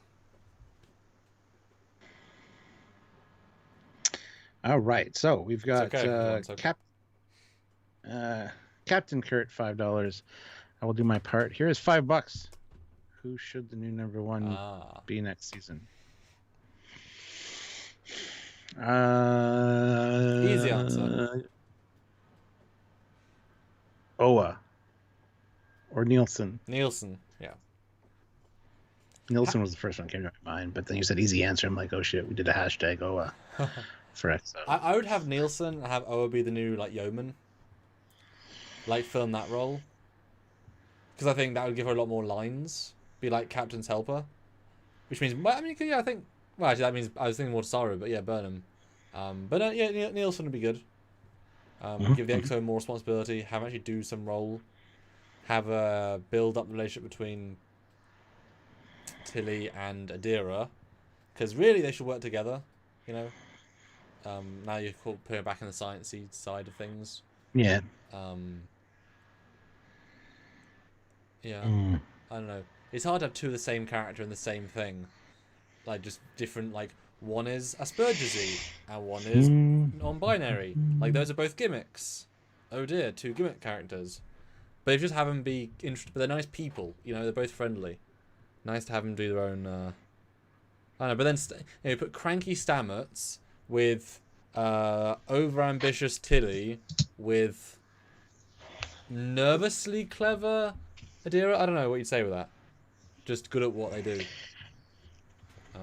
Well, see, I can see Tilly being like, yeah, I always felt invisible too when I was growing up because nobody paid attention to me or Then whatever, I was an AXO. Wasn't invisible anymore, bitches. Yeah. Jonathan C, $7. Thank you so much. Thank you. Stuart, go get a natural banana. Wish I had bananas. I love bananas, but I don't have any upstairs right now. So, isn't that right?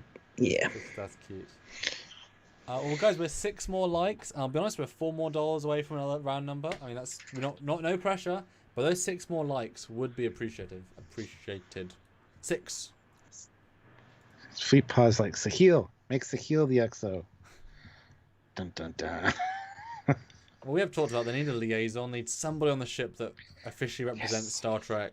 Sahil would be great for that because he grew up on the outpost. How much does he know? He knows all the stuff within scanning range. Yeah, he's not. Well, no, and we never got were there?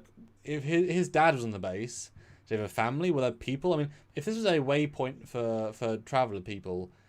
I mean, his dad wasn't a single officer. He'd presumably have a crew. The crew would at some point say, F this, we're intermingling and breeding, because boy, we'll die alone if we don't. He's obviously the child of one of them, and his dad was post-burn, so obviously had the child, and they couldn't go to warp. So either his dad was born in the station, his dad lives in the station, so, you know, it would have been nice, honestly, if he'd mentioned me and my wife, rather than just assume, although he does wake up alone in a bed, so it's kind of implying of a wife. But it would have been nice if he had more, because it's sad. It's way harsher if he's actually been alone by himself, not speaking to anyone for 40 years, alone on a starbase the size of a massive starbase. That makes it really tragic, rather than just a guy, you know. Yeah, that's the impression I got, though. But he just sat at that desk every day for 40 years waiting for somebody to show up. That's the way they presented it, you know? But I think they made it ambiguous enough that he's too happy to have been alone. I mean, I guess you have a holodeck. I mean, he probably just on his off duty just hung out in a holodeck. But like I said, did his dad and him work together, and then his dad died, and then he was alone for 30 years, 40. That's that's a very grim thing. It doesn't need to be. That actually creates more problems. So yeah, hopefully we'll get some sort of retcon there that he had his little band. And to be fair though, people need to still fix the station internally. Just because you know how to be the receptionist of the station doesn't mean you have to go down and fix stuff. You know? Yeah. So there's probably more people there. But that means there should be Starfleet officers on board. Do you think? No, because as soon as the last one dies, that hasn't commissioned anybody. Yeah, but Kelpians live to be over 150 years old, so there's got to be a Starfleet officer's not human on there somewhere that lives to ripe old age. Or even if he said he's been waiting 40 years for somebody to put up the flag, that means everybody would have had to die more than 40 years ago. I don't know if he said that. I don't know if the flag was full 40 years. But he said I've been waiting but for 40 years. I don't think that was the flag though. I think that was just. I think I was waiting on the desert 40 years. So I don't think he waited 40 years for the flag. I didn't get that. I had to just rewatch it. Because I wouldn't think an ensign could come in and commission him. You know, no, but an ensign could put the flag up because exactly. But then take it down again. The idea was that you took it up and down. It's not his dad presumably took it down, or it was taken down the last 40 years. It would be up if his dad was there. So there has to be there's a story in between that took it down, etc., etc. You know. Yeah, basically it was a gimmick, and then we're adding more thought into it. But yeah, Stuart, you got your 182. I'm content if you are. You guys have been great. Mm-hmm. Yeah, I think we're good for today. Tune in for the worst of list. Mm-hmm. I think tomorrow or Thursday. I can't do a live on Friday, so it's either tomorrow and Thursday we'll do lives. I don't know. We'll keep an eye out for the announcements, and we'll let you know what's going on. But we are filming on Thursday. Yes, we are. Dun dun dun. With a guest. Mm-hmm. Yeah, getting back into the regular routine of things. So, anyway, guys, thank you so much for joining us. And yeah, like I said, keep an eye out for the announcements, either on Facebook or YouTube notifications to let you know what's coming up next as far as lives go. We want to see you there. And then we'll be ending our Discovery content pretty much at the end of this week, and then get ready for the epic slew of classic Prime Trekyards and classic Prime Trek. Huzzah! Including live reviews, live discussions on a number of topics. So, absolutely, guys. Anyway, that is it for now. Thank you for tuning in. He is Commander Cocken. He is Captain Foley. And until next time, we'll see you then. We are Team Trekyards.